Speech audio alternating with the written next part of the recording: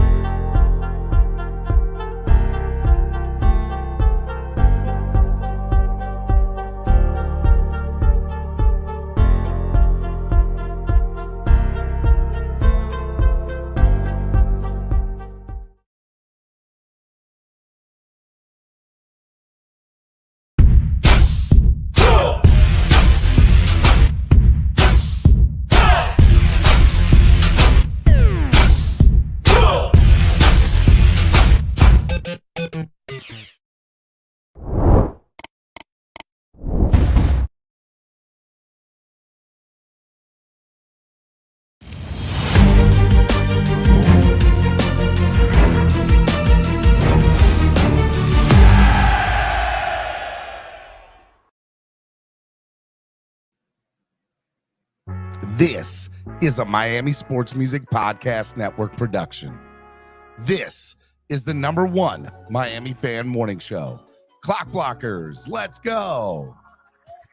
I know the whole city riding. A little early, it's a bit surprising. Business moves, now we enterprising. Switch it up, now we improvising. Go to get in the winter. What is up? It is your boy, Stephen D. Singing this just to welcome bro. To a time. Clock Blockers. What is going on? How y'all doing today? Good morning to my Finn family and my Fin-laws. This is Clock Blockers presented by Tailgreeter. Download the app today on your current Apple or Crapple or Android device, whatever it is that you got. Super excited to be hanging out with y'all today. I'm your host, Stephen Daniels. You can follow me on all social media at Stephen D SKPL. Spread kindness, positivity, and love. Make sure y'all do that. You can also follow Miami Sports Music everywhere at Miami Sports Music, except on X, formerly Twitter, at MIA Sports Music. On your way in today, if you haven't done so already, make sure that you hit the like button. It helps. It's free. It doesn't cost anything. Make sure on your way in, you give us a thumbs up. Helps the algorithms of however it works of YouTube. The YouTube land works. So make sure you guys are able to do that. I want to remind you to subscribe to the channel. If you're not already subscribed, what are you doing? What are you waiting on? There are plenty of seats waiting for you.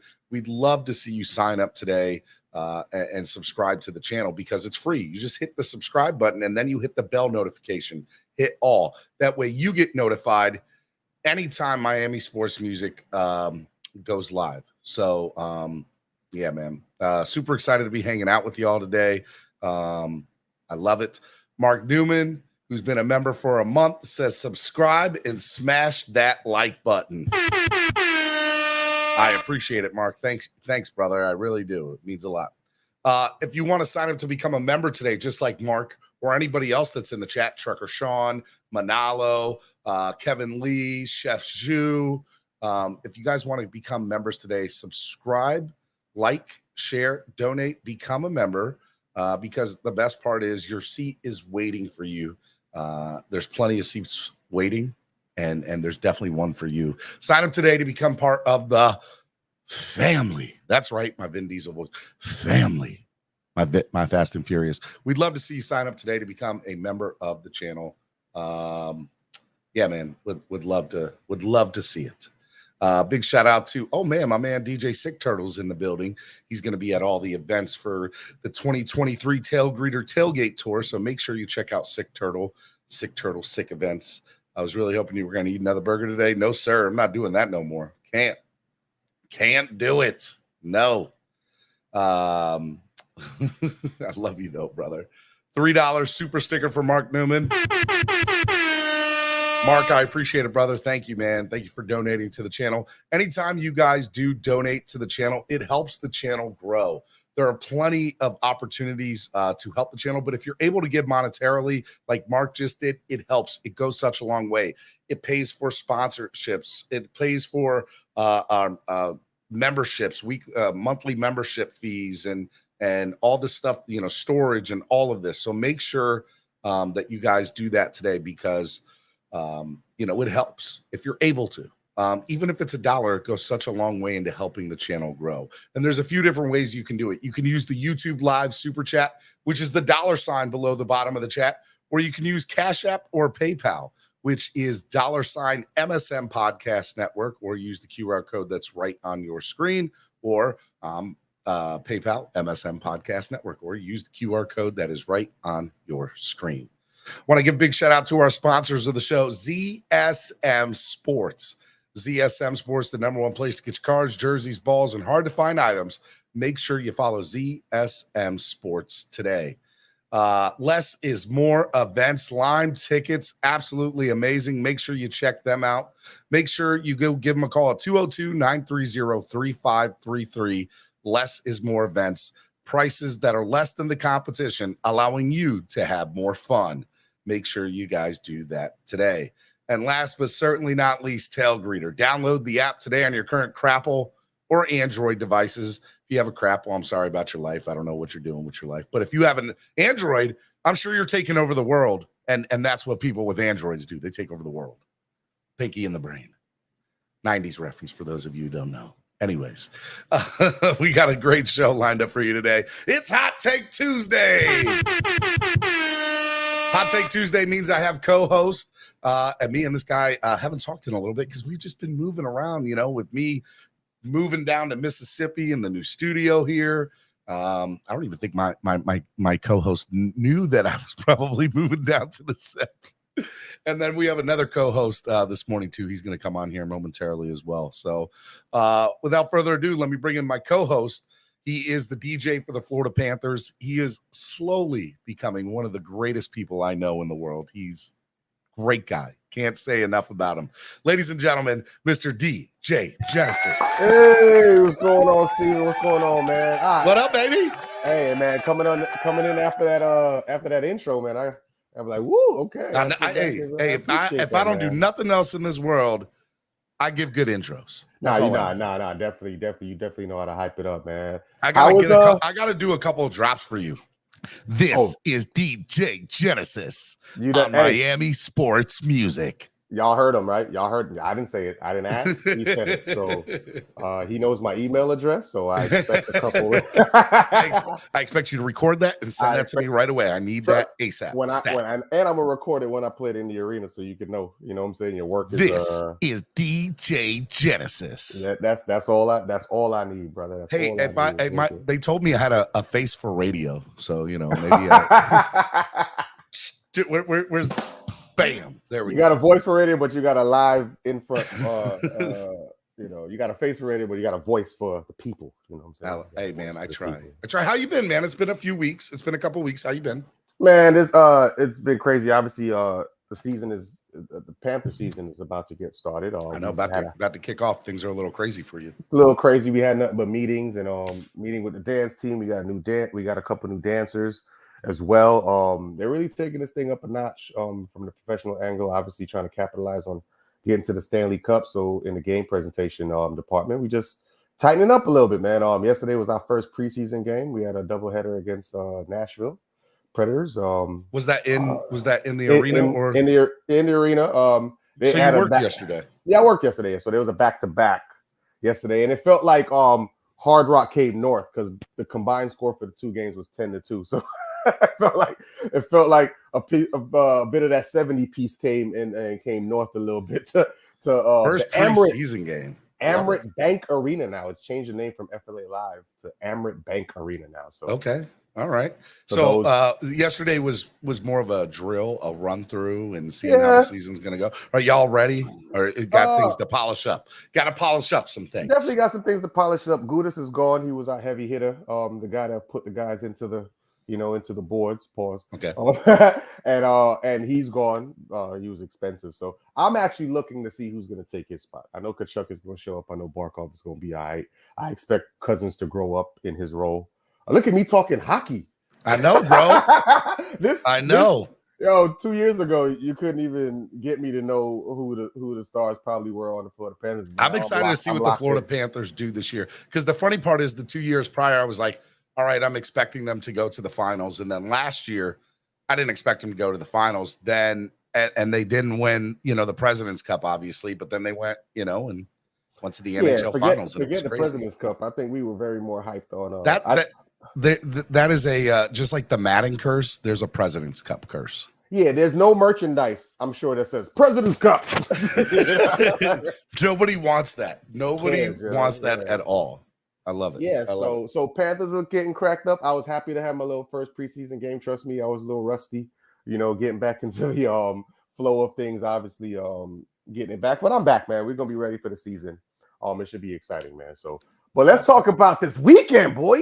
Man, look, it was, I just moved to Mississippi, and so I was supposed to come down for the game. I didn't end up coming down because I've just, was literally 4 or 5 days into the new house and just,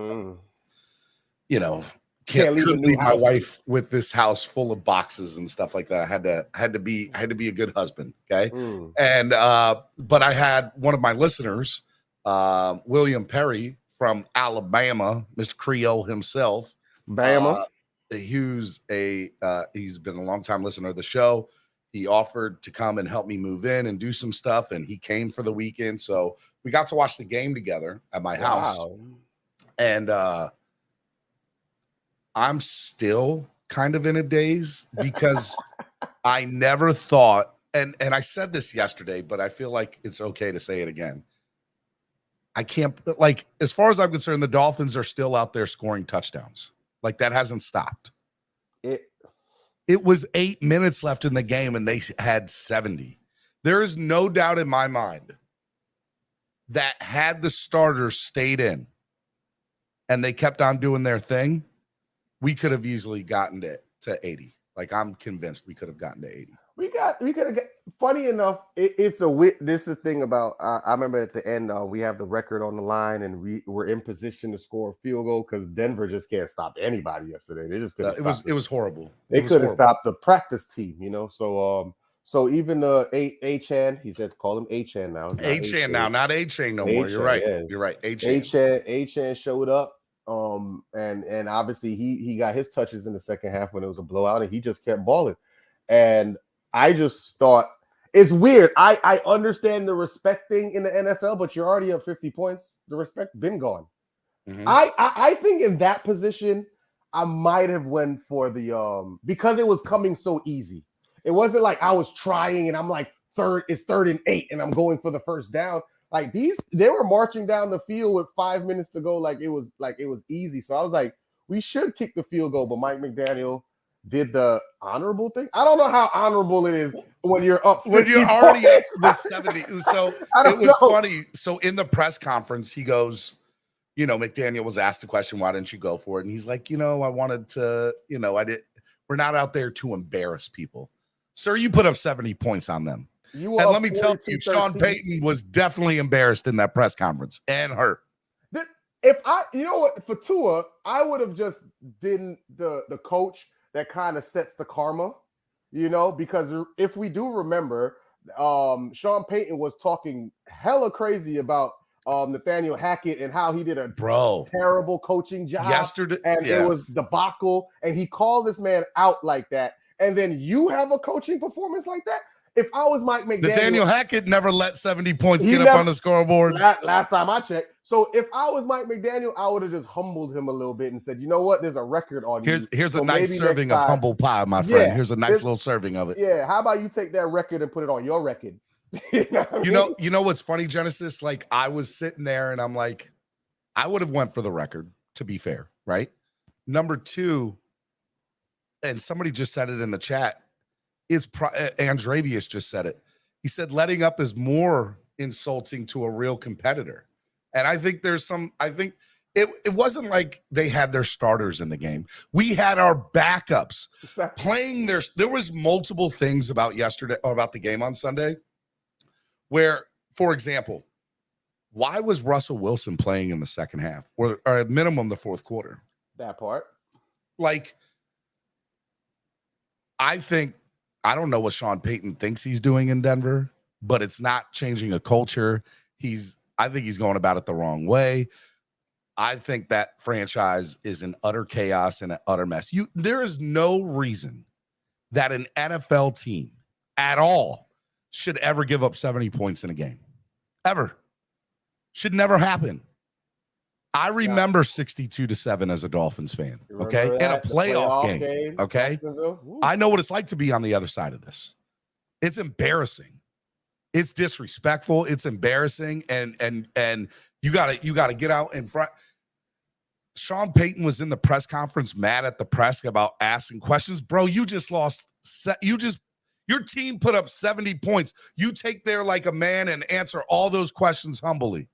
Don't get mad at the press because you can't find a way to coach your team to not put up 70 points in 52 minutes.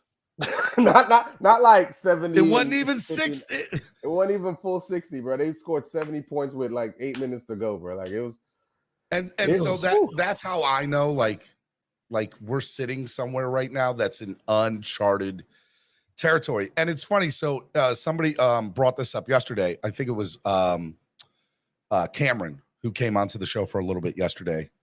Cameron said that the numbers for Tua are identical, like yards, completions, touchdowns, and interceptions are exactly what they were after 3 games last year, right? But there's something different this year. There's something way different this year. So, okay, let's hot take Tuesdays here. I'm here with my man Stan. Not yards, Andrevius said. Okay, not yards. So it was touchdowns, interceptions, completions, I think were the 3. Let's talk about Tua for a second. I know we put up 70. The defense was doing things. They had a couple fumble recoveries, interceptions, so on and so forth. Everybody played a part.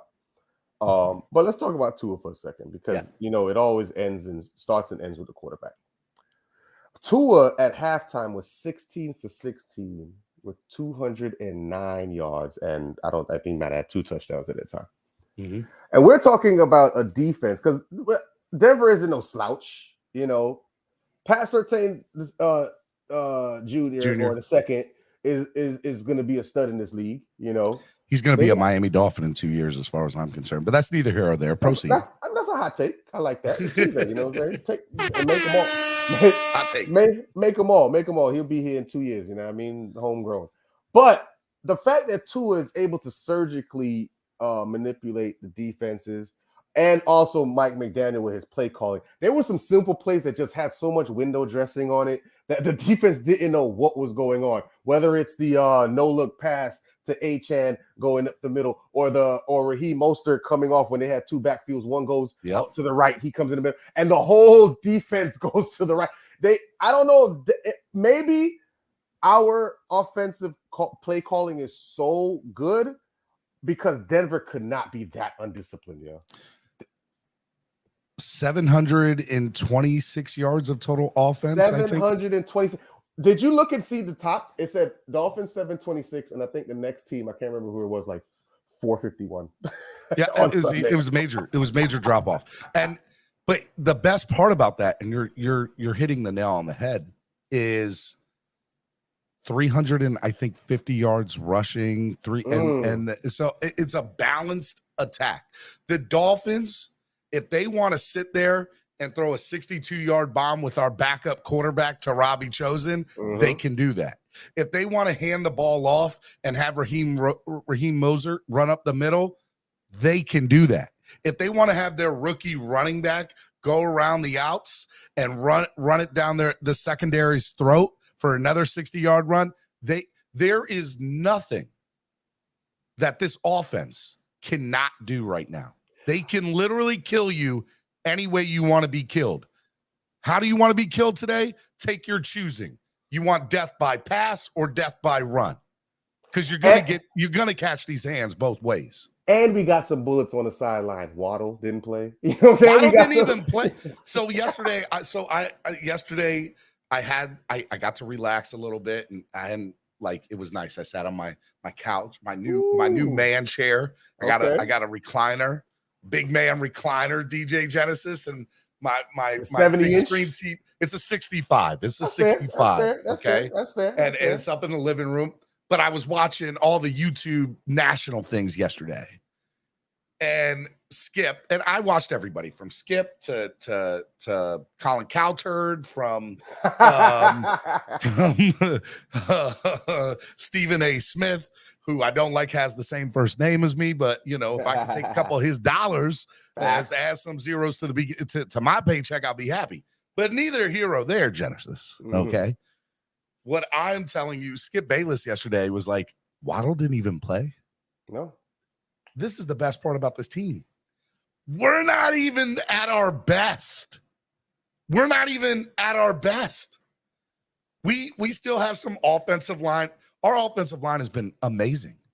And we still don't have a true center. Damn it. You said it. I was right there. I was about to hold you accountable. You know how I feel about Connor Williams anyway. Man, I was just going to say, because at the beginning of the season, before we get there, you said your biggest concern was the offensive line. You almost cussed back. It doesn't matter if we have Waddle. It doesn't matter if we have these guys. If Tua can't stay up and he's always scrambling in the backfield with the potential to have a concussion, what's the point? These guys heard you, bro. These guys are playing. It took me a minute in the second quarter, because obviously I'm trying to analyze all parts of the game. Yeah. And I'm like, I'm going to watch the offensive line, every play, and they're catching stunts. Armstead is leading the way. Hey, he's supposed to have multiple injuries right now, but he seems to be still playing at an all pro level. And the right side is what I was worried about. I know. Austin Jackson looks good. Tua's actual blind side, he left-handed quarterback. They shored that thing up. I don't know what kind of patchy woo they done over there. No, what kind of duct tape? You know who it is? It's Butch Berry. It's Butch Berry. We've had 9 different offensive line coaches in 10 years. We are the model of inconsistency. We had a great offensive line coach here a few years back. He ended up doing drugs in the locker room. That didn't help us at all. Mr. Chris Forster, thank you. Who, by the way, is the offensive line coach where right now? The San Francisco 49ers, who have one of the best run games and best offensive lines in the NFL. So we had to go find a new Chris Forster. Hopefully he don't do Chris Forster things, because we don't need that no more. So Butch Berry came in, and I was skeptical. I think a lot of Dolphins fans were. There were some red flags because of his relationship with some of the players in Denver. But here's the reality of the situation. That franchise is run like a total crap show, and probably has been for the last couple of years. So who am I to question Mike McDaniel, who gave us a top 10 offense last year and seems to even be better this year?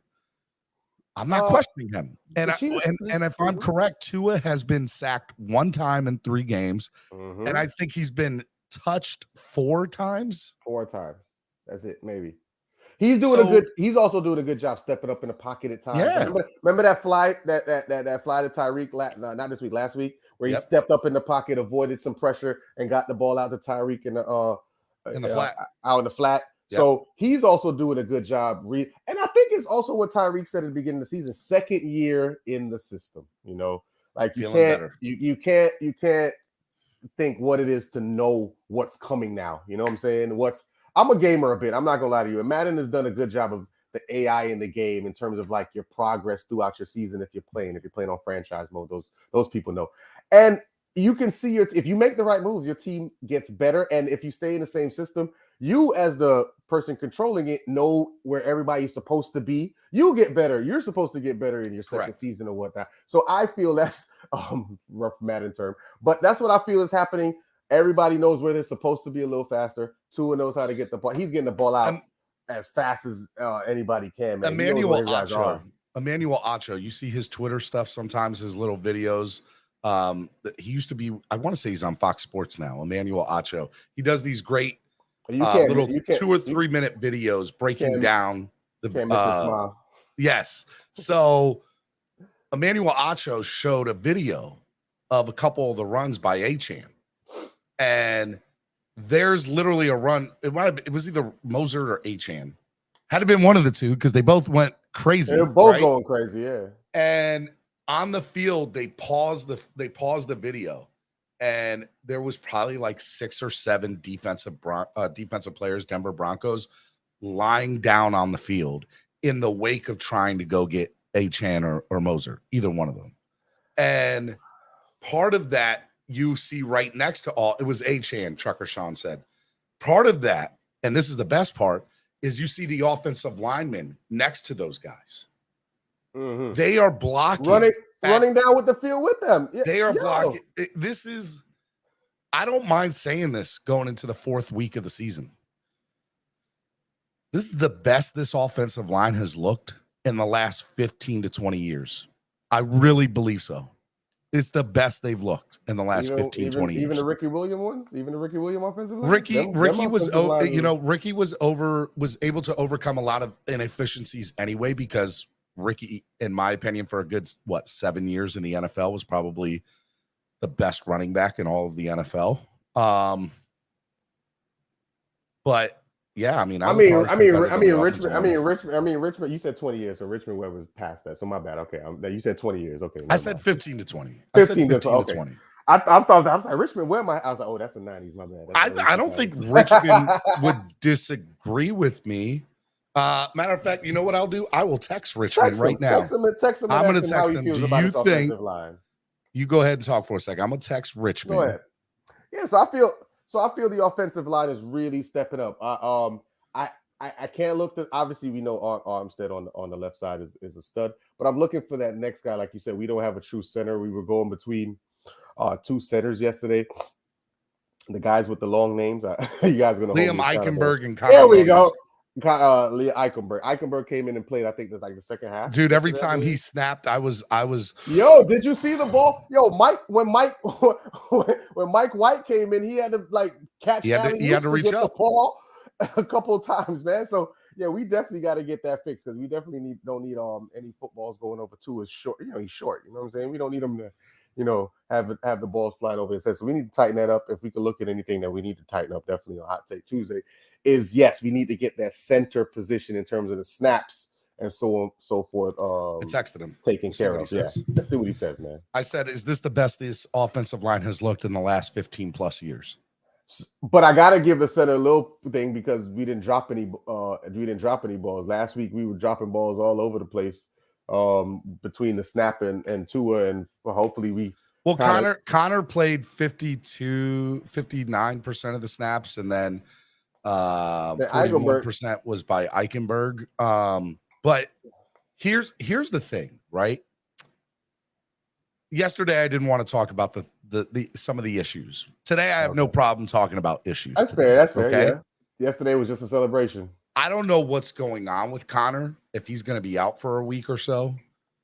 But the Dolphins would benefit greatly by trying to go out and get a real center. Because Eichenberg, if nothing else, I get how great the offensive line is right now. I understand it. They're amazing. But let's call a spade. He's a liability at center. And so is Connor to an extent, in my opinion. You have to go out and try to find a center that can do that. Now, there are a lot of teams that are 0-3 right now that I don't think you're going to make playoffs. And maybe you don't do it this week. And maybe you don't do it next week. But come week 6, 7, the Dolphins need to be on a phone trying to go out and get a center and somebody who can also play other spots on the O-line. I think that's very, very important that they do that because I don't trust Eichenberg if Connor's down, and I don't trust Eichenberg at center, to be fair. You know, and honestly, this week is going to be a good test in Buffalo. Buffalo understands what's going on. It's going to be a big one. They played. They seem like they're coming to their own. Yesterday, they had a crazy win against Washington, who has a decent defense. You know what I'm saying? Their defensive line is the best in the NFL right now, and they just tore them to shreds. So I think they are definitely preparing, especially their offense, for Miami, you know, and I think they want to make a statement kind of the same way Oregon wanted to make a statement against Colorado. They think Miami is the darlings right now, and they're hyped. And so I think they want to make sure that they they send a message. But I think Miami's ready. I think Miami's definitely ready. Last time we played them, what was the playoffs, right? And we had a backup quarterback, and we were just there. If we had 2, I think we win that game. So I think Miami. 100% we do. 100% we win that game if we have to. Manalo says Steven, the linemen have to be system capable. It would take too long to ramp up a new addition. Yes and no. You are correct. But in the if you got them today or next week, week 4, week 5, maybe even week 6, I have no problem leaving Eichenberg in there for a 3 to 6 week period and Connor Williams and getting this guy over the next month and a half to learn the new system. I want to go into the playoffs with no doubt in my mind that the offensive line is more than capable of facing top-tier defenses. This week's going to be a great test for us. We're going to find out what holes do we really have on this O-line. Like, my personal opinion, we're gonna kill Buffalo. But the defensive line against our O-line is a good test. It's a really good, litmus test to be like, where does this offensive line stack up against some dogs? And as much as I hate Buffalo, they got some dogs, right? On defense. We all need a litmus test. Everybody needs a litmus test to make sure they know where they are. All the hard work we've been putting in is really. I think that they thought they were going to get a better. I thought we were going to get a better challenge from Denver. I'm not going to lie to you. I figured Denver's defense would have showed up a little bit. Their offense is where it's a little etchy. We would have. I didn't think we were going to score 70 points, Genesis. Nobody. I thought if we got the 24-28, we would have been happy. We would have been 35 to nothing. 35 to what was it? 35 to 10 at halftime. It was. I was happy. Retarded. I was like, okay, we're good. We're good.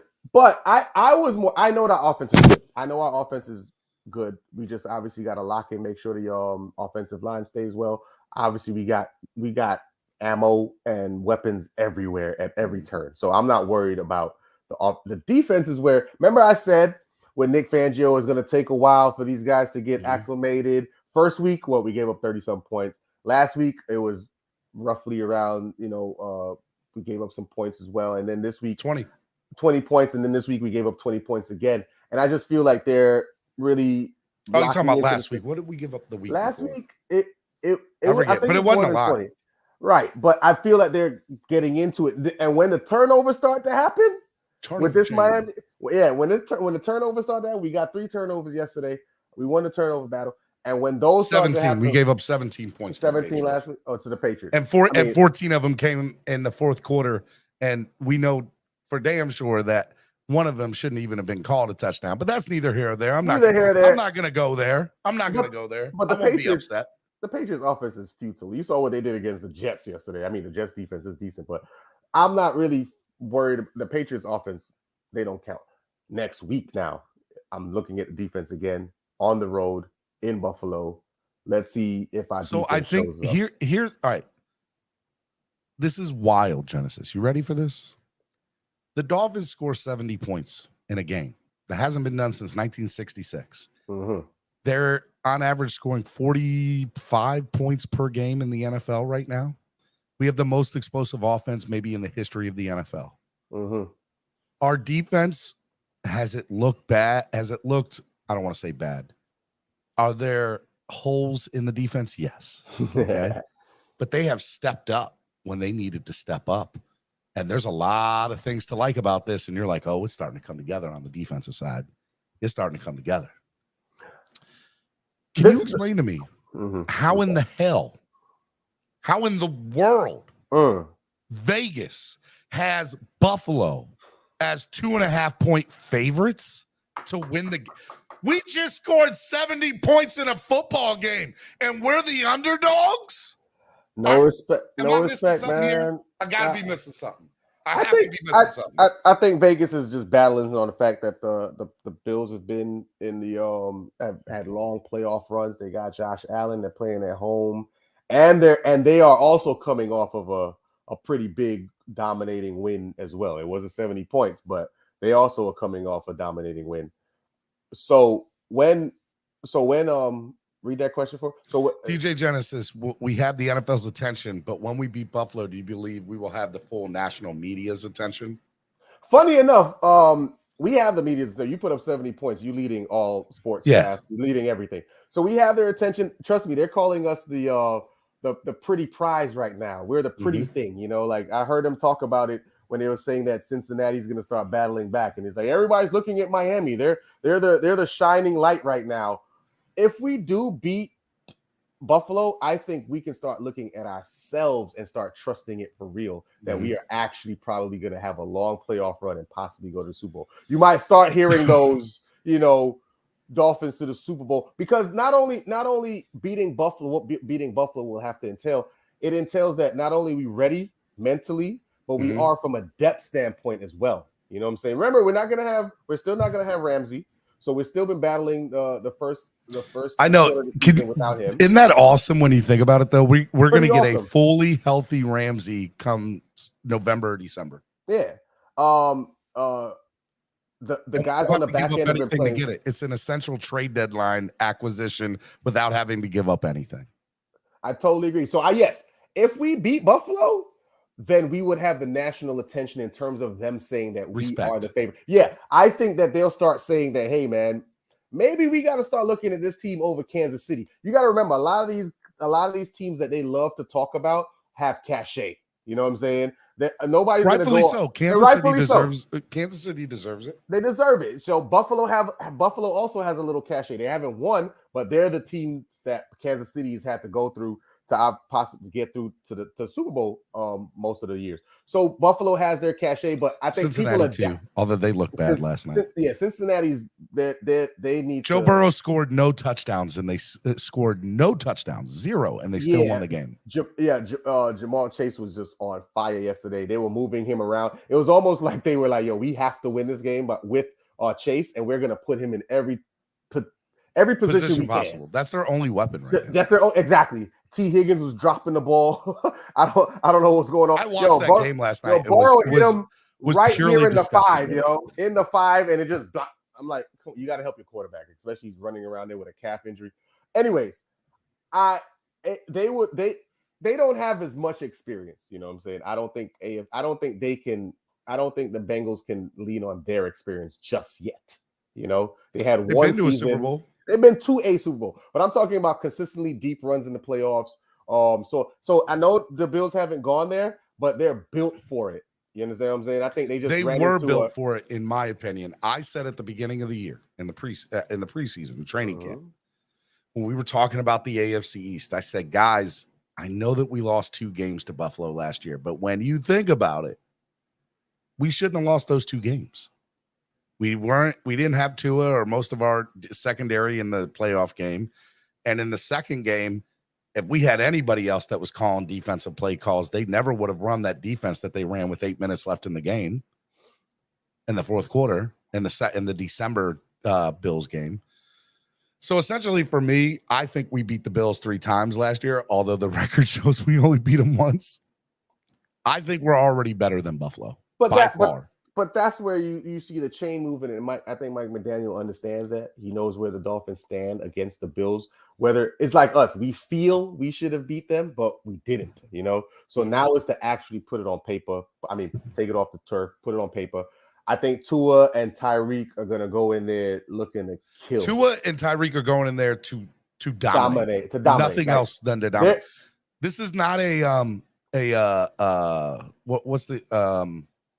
trap game. This is no way, shape, or form a trap game. This is this is the realest. They have this game circled. Yeah, they were ready for it. They're like, okay, let's go. And we get Buffalo without it being extremely cold. Well, and vice versa, right? They cannot bitch and complain about the heat on our end. Yeah, when remember last year when we beat them, they're like, it was 150 degrees outside. That's why they won. Don't have this excuse this year, Buffalo. Can't use it this year. You saw those Broncos on the sidelines, though? They looked like they were. Boy, they were huffing and puffing. They're like, bro, this Miami September game BS. We're not doing this again. Big shout out to the architects, whoever put that in place years ago. When you see the juxtaposition between the shade and the sun on camera, it's just crazy. When you're those guys. They show the long shots of that on the CBS broadcast this past week. And I was like, and I've sat there, right? Like Von Joe, shout out to Von Joe, one of the great listeners here on the show. Von Joe and I went to the game last year in December, that first game, or in September, that first game. And I had I guess it was Cleveland. Was it Cleveland we played? I forget who it was, that first home game. And I had heat exhaustion. Like, it was bad. Like, I was struggling. Steven, if you invite me to a Dolphin game, and you say, yo, it's all good, we got lower bowl, I have to go and check if you have lower bowl for the visitor sideline or the home sideline. Because if you say visitors, I'm not going. I'm sorry. I apologize. Great seats in the September sun. or beginning of October. Nope, we're good. Not happening. I'm good. I'll watch it home. I have season tickets as well. Pat's game. Thanks, Trucker Sean. Yeah, I was hurt. I was hurting, man. Bro. Like, I was drenched in sweat, and I'm holding Von Joe walking out of the stadium like, just don't let me fall, man. Don't let me fall. And I get to the car out in the parking lot, and I go into some random person's car. They let me in their car and pumped up the AC. Oh, I was hurting. I was hurt. That it was like 122 degrees, 121 degrees. And you didn't have a helmet on. You didn't have pads on. You weren't running around on the field. Nope. So imagine what those guys are going through. I was hurt. So I really believe, if you remember that game last year when Buffalo came here, I believe they ran like a good anywhere between 40 and like 50 offensive plays or 60 something offensive plays, and they just couldn't keep going. They never found the rhythm. They couldn't find the rhythm. They had the ball at the end of that game last year. I think they just couldn't put it together. Time ran out. I think they had us 2-1 on the time of possession, and they just couldn't. It was too exhausting, man. The sun was definitely the 12th man that game. Let's talk a little bit about the wide receivers. Go back to the offensive side of the ball. Okay. You know, I said today was a day that we could talk about things we need to clean up. Yes. Okay. So I said at the beginning of the year, I said, look, everybody said, oh, Eric Ezukama is going to be this great guy. And I said, the real factor is going to be, does he dress? Now, I don't know why he didn't dress on Sunday. I'm not exactly sure why he didn't dress. But that's one game. He didn't dress. So I need everybody that told me that Eric Ezukama is this great talent, and he is. I like the kid. But that's we're one game he hasn't dressed. And I said if he doesn't dress for if there's at least 4 or 5 games he doesn't dress for, I'm sorry. It has to do with he does not understand this playbook. Or something. I have to hold myself accountable as well. I said that Craig Kraft probably wouldn't. He would be on the outside looking. Craig Kraft is great. He got hurt and he's going to be out for a few weeks. Dang. Maybe this gives Ezukama a chance. You think? No, but they dressed Chosen, Robbie Chosen. They bought him off the practice field. I know. With Waddle out. And Craig Kraft still didn't dress. No, Ezukama still didn't dress. Right. So you're saying there's an indictment on him? I'm asking the people that told me that I was crazy for saying it. Check yourself. Like, just and look, I'm not saying if he doesn't dress again this week, especially with River Craycraft out for the next few weeks, And who knows what's going to happen with Waddle again? Mm-hmm. I remember Don't come talk to me talking about Eric Ezukama. I hear you. I remember a couple plays. He had a couple like reverse kind of trick plays or gimmicky plays that probably went for 2 or 3 yards. I think he had like a 7-yard run one time. I think I remember Tua passing in his direction once. It kind of went out of bounds, if I remember. And other than that, because he was a part of the gimmicky plays, and then you hear the commentators say, "Yeah, he's fast," and they like him for these particular plays or whatnot.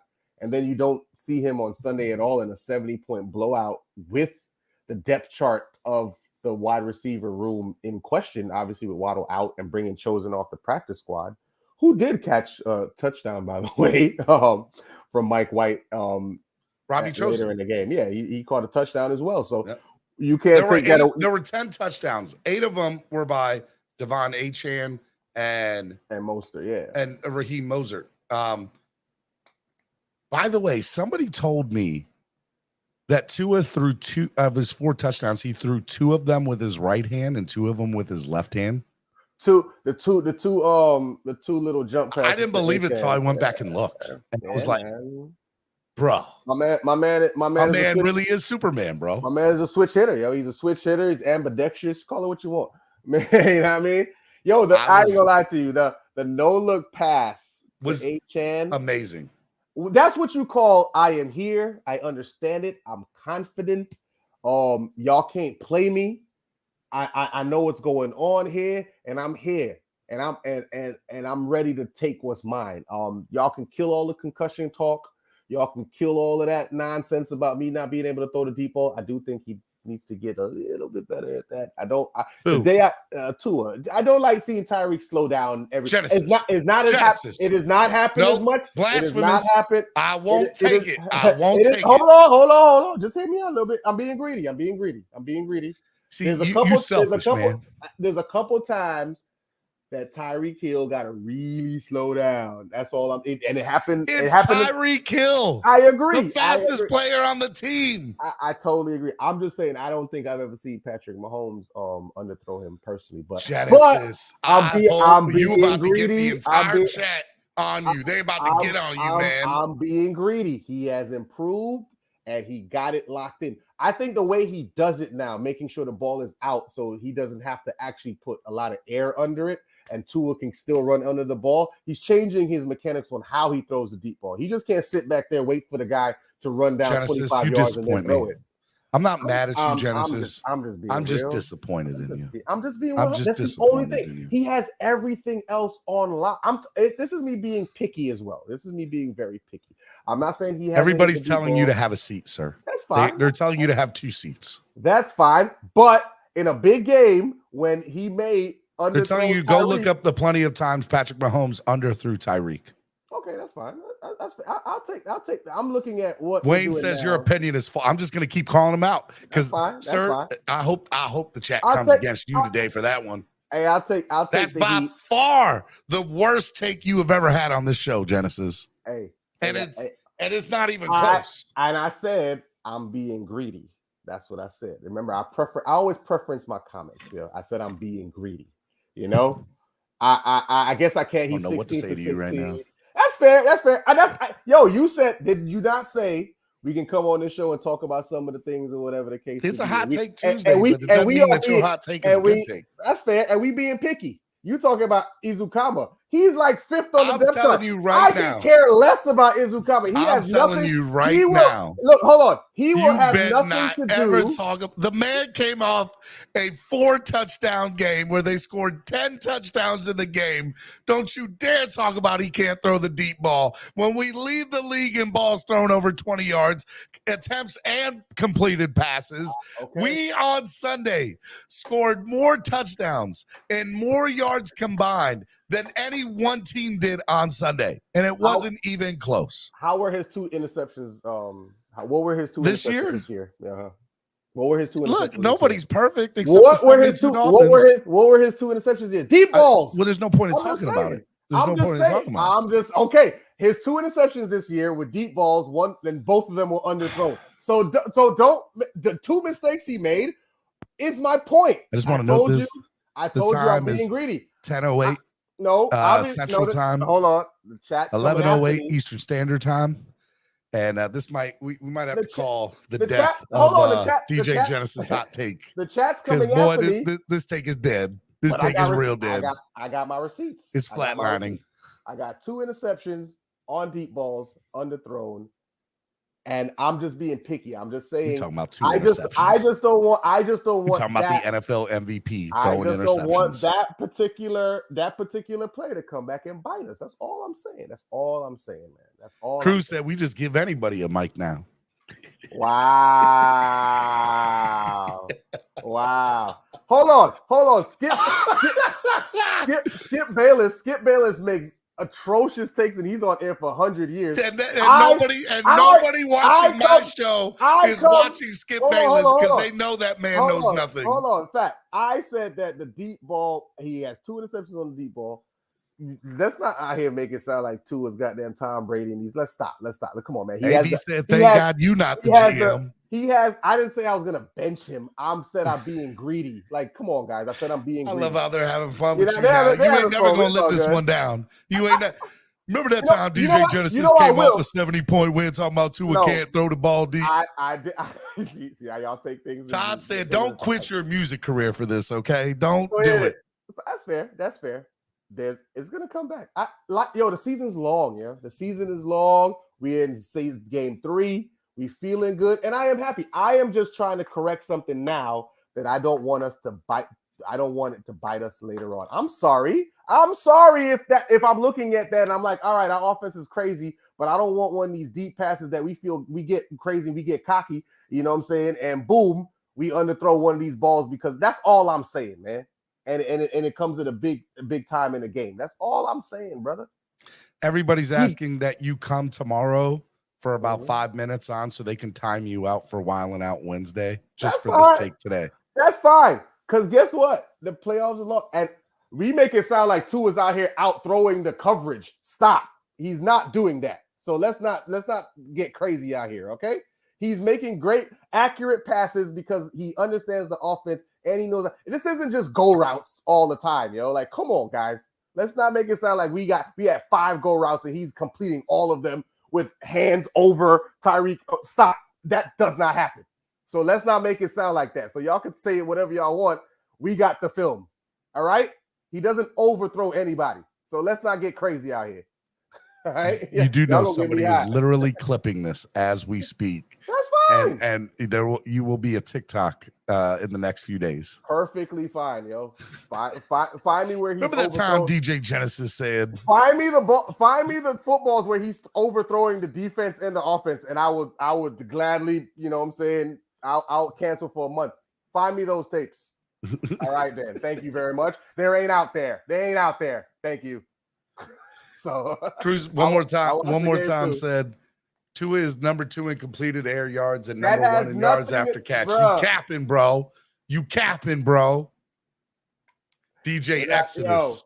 Exodus. I like that one, dog. I like that one. That was good. I like that one. Dolphin fans are the hardest fans online ever. That's for sure. Yes. No, I'm just going off of Steven, and he said, on Tuesday, there's some things that we got to find and correct. He's talking about Izukama. I don't even think he affects anything anywhere on the team. I don't look miss, who it is. It's Caslin. I don't miss him. Caslin, man, everyone's smoking that hopium. You know what I'm saying? Hey, it is what it is. Tua's balling out of control right now. I'm not taking that away from him. All I'm saying is let's not get attracted with him just throwing deep routes. Let's keep doing what he's thinking. You know what? 10 hold touchdowns. on. Nothing to do with that. Time out. Hold on. Time out. We are the best in-cut. This is what we do. We throw a whole bunch of in-cuts over the middle. This is what we do. So these guys catch the ball and run through the gaps and all of that stuff. I watched the tape, guys. We are not on the sideline one-on-one. Tyreek has a couple of those, but those are quick strikes. You understand what I'm Todd saying? just compared your takes to Chris Sims' takes. I mean, Look. All of Woo! those guys, look, hold on. All of the takers are just following each other because it's safe and it's fun. It's like IG. You know what I'm saying? Nobody wants to come out and go against isn't the grain. real. That's Hey, fine. hey, DJ Genesis. This is a safe space. All right. Hey, nothing I'm okay. Nothing you say nobody, here is ever going to be used against you at a future date and time. I am talking about specific type of passes. I'm not talking about him throwing an in-cut 15 yards and the guy takes it up the right. Yes, he had a couple deep balls down the sideline with Tyreek does it, and he throws it quickly. You know what I'm saying? And Tyreek is able to catch it up the sideline. He did that against is it the Patriots? Genesis is reaching like Skip talking about LeBron. No, oh, I'm not. man. I am not. Man. I am not reaching. Guys, let's not make it sound like Tua has the biggest cannon in the NFL. Let's stop that. Let's just get something straight. Nobody is playing better than Tua. I didn't say he's not playing in the world. We are talking about two different things here. I am not saying that Tua is not playing out of his mind. Oh no, when you had that take, I knew exactly where the chat was going to go with it. I'm if the chat doesn't want to drag you for this, if the chat don't want to listen and they just want to hear what they want to hear. So now you're going after the chat, Genesis. They coming don't do it, bro. It won't end well. All right, they're ruthless in the chat. First of all, I haven't gotten where I am. I'm so scared for Genesis right now in the chat. I haven't gotten where I am by just listening to any and everybody. First of all, that's the first thing. You know what I mean? Sometimes you got to go against the grain to get where you at. You know what I'm saying? Where it's close to the top. So you don't listen to the 80% of everybody. You know what I mean? You look for certain things and you look and you pick and you say, okay, boom, I see that. I understand the dressing looks great, but if we can just capitalize and make sure this is. DJ Genesis definitely puts ketchup on his steak and orders it. No, hold on. We have dressed up. We've been able to dress up. We've been able to dress up the deep balls. We in cut so much, Steven. If you don't want to defend me, that's fine. But we throw the ball so much on deep in cuts. You're my boy. Over the middle. Man. But I want to know if I'm talking facts or not. Hey, I gotta be here every day. You don't have to live with them. I do, okay? That's fine. But I want facts. Sometimes education is key as well. So people just can't say stuff and then be like, this is cap when I'm talking facts on looking at tape preparing for the show. We throw the ball over the middle more than anybody. You want to know why we do that, yo? No. Take a wild guess why we don't throw the ball to the outside all the time. We throw the ball in the middle of the field probably 75% of the time, yo. You don't think they had a conversation saying, hey, man, we don't need to be going that far because maybe, man, you don't do things like that because you can't get the ball on the outside. Okay? That's all I'm saying, man.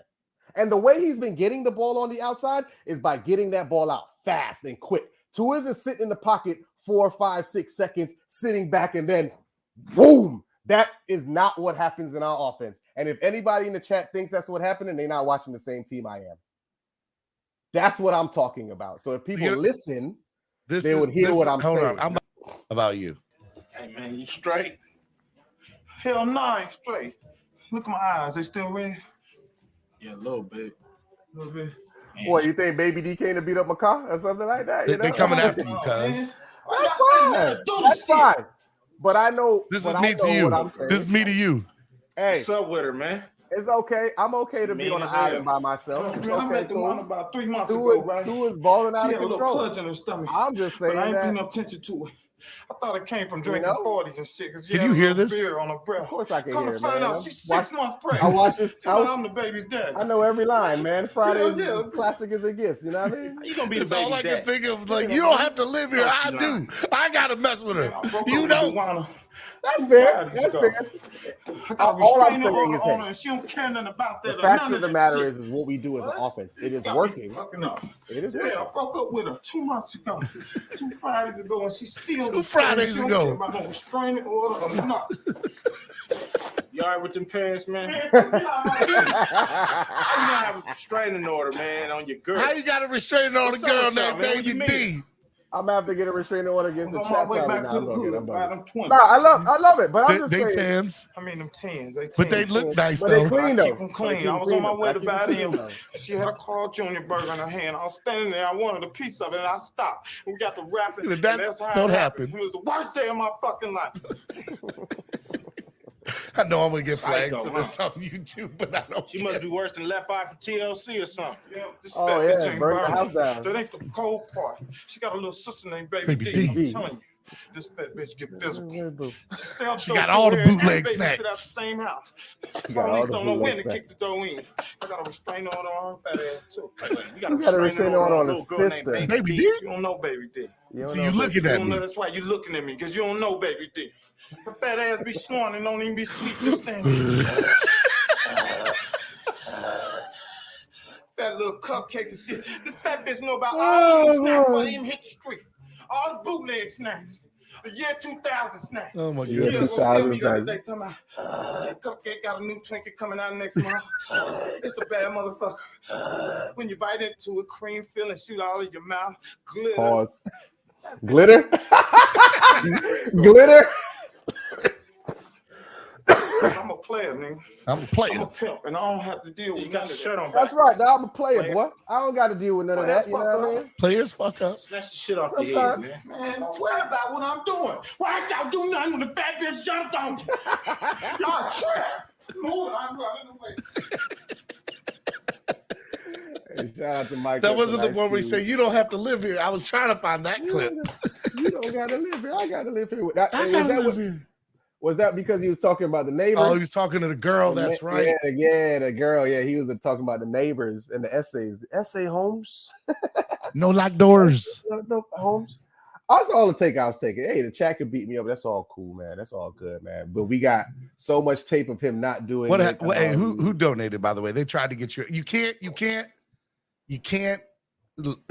Genesis, you capping. Tua is number 2 in completed air yards. Only Mahomes leads them. Completed air yards is the difference traveled until it's caught.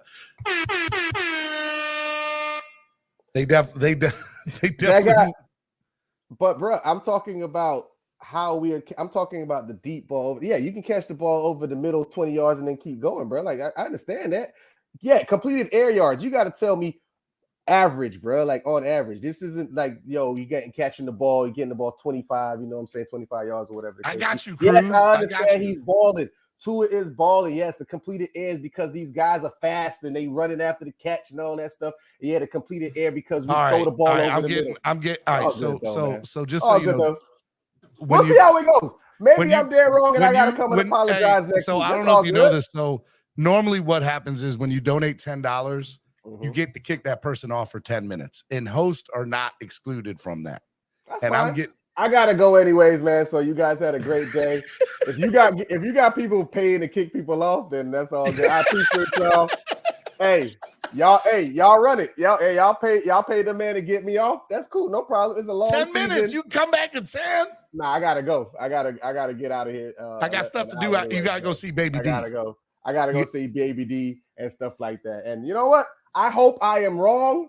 Y'all feel I'm wrong for the rest of the season, yo. And I hope. Oh, Cruz said he wasn't kicking you. He said he wasn't kicking you. Oh, he said the rule was, and I hope that he was able to get the deep balls on the end. You know what I mean? We do a whole bunch of over the cross and over the middle stuff, and I love it. You know what I'm saying? Because it crosses up. Hey, real talk. They say that you're awesome. They love having you on. Somebody got to go against the grain, bro. Make you think a little bit. That's all. That's all right. The next person I'm about to bring on here, he don't ever go against the grain. He's just like me. You gotta go against the grain, man. You gotta get the fans riled up a little bit to be like, yo, what are you talking about? And then possibly go back and look and think a little bit. Because guess what? We can get gassed real fast in South Florida. You know that. Hey, Nando, tell him, Nando. Tell him he don't know. He What's don't up, know, Nando? Nando. I liked your take, man. I got what you were saying, man. You get what I'm saying, right? No. Okay. No. There's no. You know what? I always do it as boxing, man. You know, like too from the no. Look, it's like boxing, man. Like not everybody's a Mike Tyson, bro. Not everyone's a crazy puncher. You know, you're right. Like Tua doesn't have the craziest deep ball, but I don't love him for that. He's Pacquiao. He's Sugar Ray Leonard out here, man. He's got the speed. DJ Genesis probably thinks that the Friday after next is the best Friday out of all of them. Nah, the first one is actually. And you're right, bro. Like we all know that. As long as you can say, I hope I'm wrong. Like, I hope we're wrong too, bro. I hope we see some. I hope he goes up to Buffalo and he's like, you know what? First 4 plays, 3 deep shots, 1 touchdown. Like that'd be awesome. I will shut up. I'll be like, you know what? Put my hands up. Done. So Tyreek in the post-game press conference goes because Dolphin fans were booing because they didn't go after the 73 and they stayed at 70. He goes, and he's joking, but he goes, man, Dolphin fans just ain't satisfied with nothing. We beat a team by 50 points and they were still booing us. You're the reason why, Genesis. I'm not. I am very satisfied. You're in that crew. But Nando, I heard you said you're greedy. You want more. You want the complete package, bro. No, of course, bro. You want. What I'm saying, Nando, is Hot Take Tuesday. So I'm just coming out with a little hot take that I see a little bit. That's all. And everybody killing me about completion, air yards, and all this stuff. That's cool.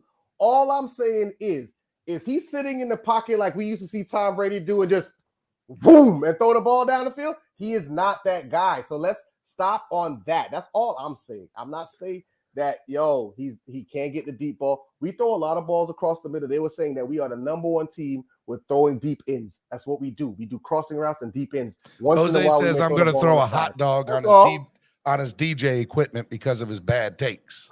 Yeah, you can tell Jose that can't pay for this equipment, boy. Different types of boxers hold the same championship belt, baby. That's go all. Go ahead, man. Let me hear what you got to say about my take.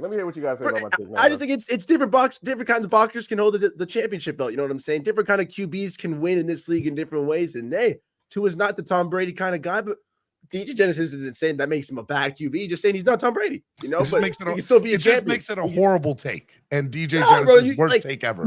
He's not saying he's Zach Wilson, who's garbage. He's just saying he's Tua. He's a different QB. That's not what Robert Saleh said. Robert Saleh told me that Zach Wilson is not garbage and that they're going to stick with him because he's not a bad quarterback on this one, bro.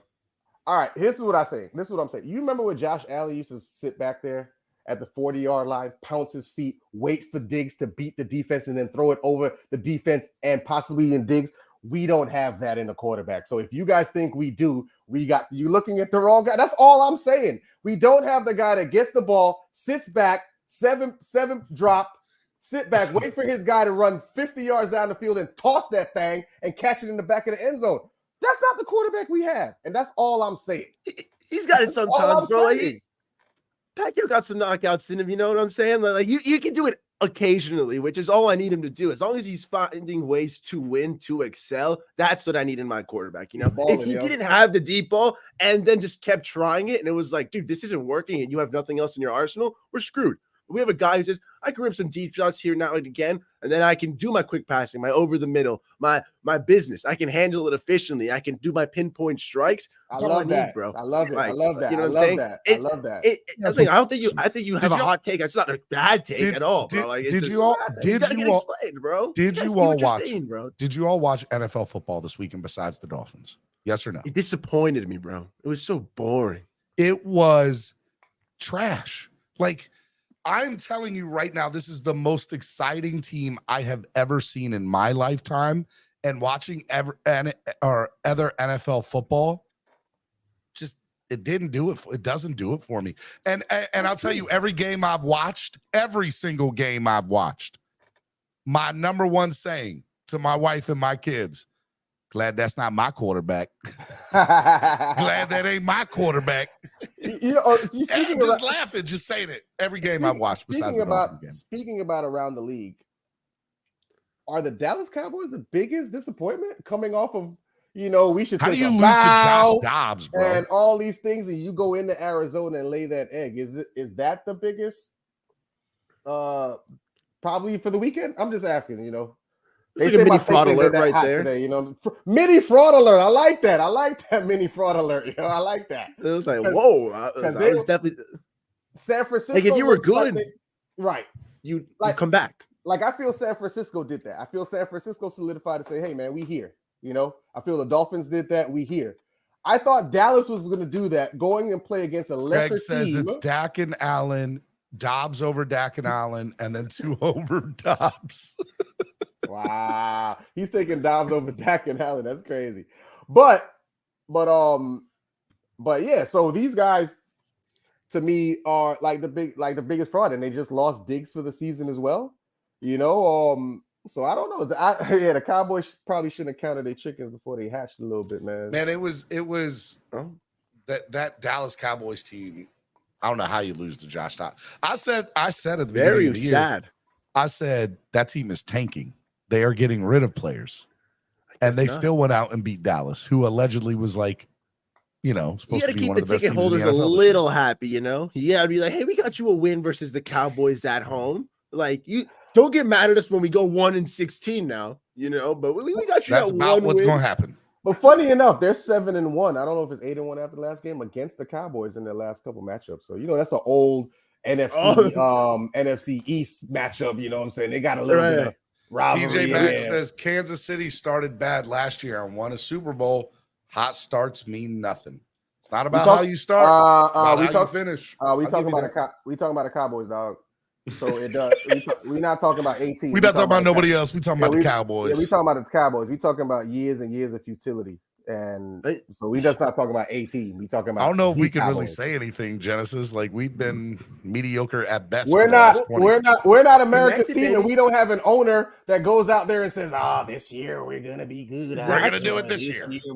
That's awesome. I still think, and I've said this before on the show, I still think the funniest thing ever is watching Hard Knocks the year before last when the Cowboys were up there and Dak had an injury and Jerry Jones is on the phone with the doctor who's saying, yeah, Dak's going to be out for the next he needs to rest for the next 2 weeks, next 2 to 3 weeks. And Jerry goes, and I quote, he's like, well, are you sure? Like, we can't just play him a little bit? I'm like, time out. You are questioning somebody that has a medical degree that you hired to talk about what your players need to do?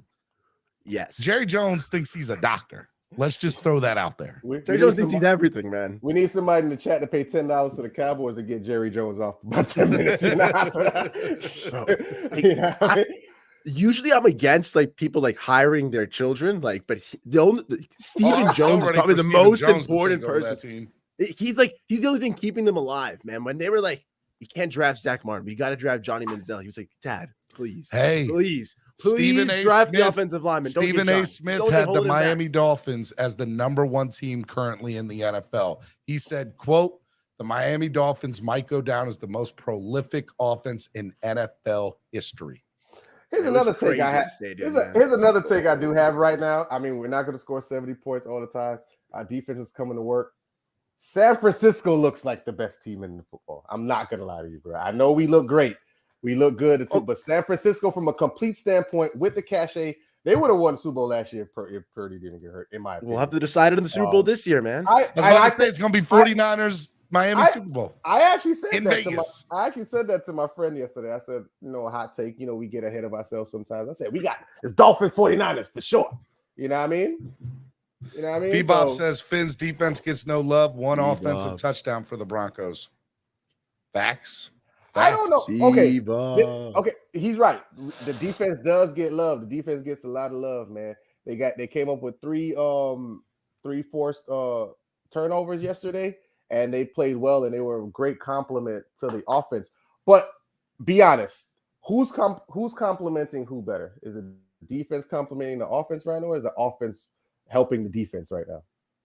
Well, their run game, man, we're finally giving our defense a chance. We're finally saying, hey, we know you got some guys back there, some monsters. With the run game, we're like, hey, you guys get a chance to breathe, stay fresh, stay hungry. So I get what you're getting at, bro. I might have to say it's the offense almost complimented the defense at this point, in my opinion. Wait. You said the offense is complimenting the defense. What you're saying? Yeah, I used that word wrong. Then the defense would complement the offense because the offense is the main body right now. Okay, all right. Yeah. Okay. Bussin' with the Boys podcast has the Dolphins are going to go to the Super Bowl this year. See, I like that, bro. That's football players actually talking ball. That's Taylor Lewan. Taylor Lewan and Will Compton say the Dolphins are going to the Super Bowl this year. I think they also know when you have a prolific offense like that and those type of players, it's just super hard to stop. The Buffalo Bills have the number 2 most points per game this year at 30.3. The Miami Dolphins are number 1 at 43.3, 13 more points per game. That's a major drop off, bro. Remember at the beginning of the year last year, we said, what did the Dolphins do last year, Nando? 21 points per game? 23 points per game last year? We were almost at the 22, 23 mark. Yeah. But I'm not sure. And I said, if the Dolphins just improve by 5 points this year, they'll be great. I never thought it'd be 43.3. The only reason I obviously 3-0, both teams, San Francisco, Miami. I just like our running game is coming together. I guess it's just like the same reason people online make their picks or whatever. I just feel like when it comes to certain things, San Francisco, especially with McCaffrey and that offensive line, I know ours is coming together, Steven. I know we were talking about that. We didn't know what they were going to be. But we know what their offensive line is. We know what Deebo Samuel is going to do in big games and in close games, and McCaffrey as well. So I just feel like right now they're just continuing what they were doing last year. Building on. Yes. And we are now seeing the fruits of our, finally the completion of what we're putting together. So I just think the Dolphins win the Super Bowl, Greer goes down as a genius of a genius. Oh, facts. Oh, for sure. Genius. Always forgiven. Does Mike Shanahan get mad love for clearing up that QB room? That always was a question mark in whether we go with the trading his quarterback that he put. Not like that room was crazy, getting rid of Garoppolo. Like he had so much to do. You mean Kyle Shanahan? Kyle Shanahan, yes. That QB room was always a question mark for like the last 4 years in terms of like what they're going to do. They drafted, they got rid of. Can I be real about the 49ers? I feel like it does not matter what they do. They don't make wrong decisions there. They're smart. They're smart. Like, they don't make wrong decisions. Like you would be like, what the hell are they doing? And it still works out for them. There's no reason that Mr. Irrelevant should be as great of a quarterback as he is.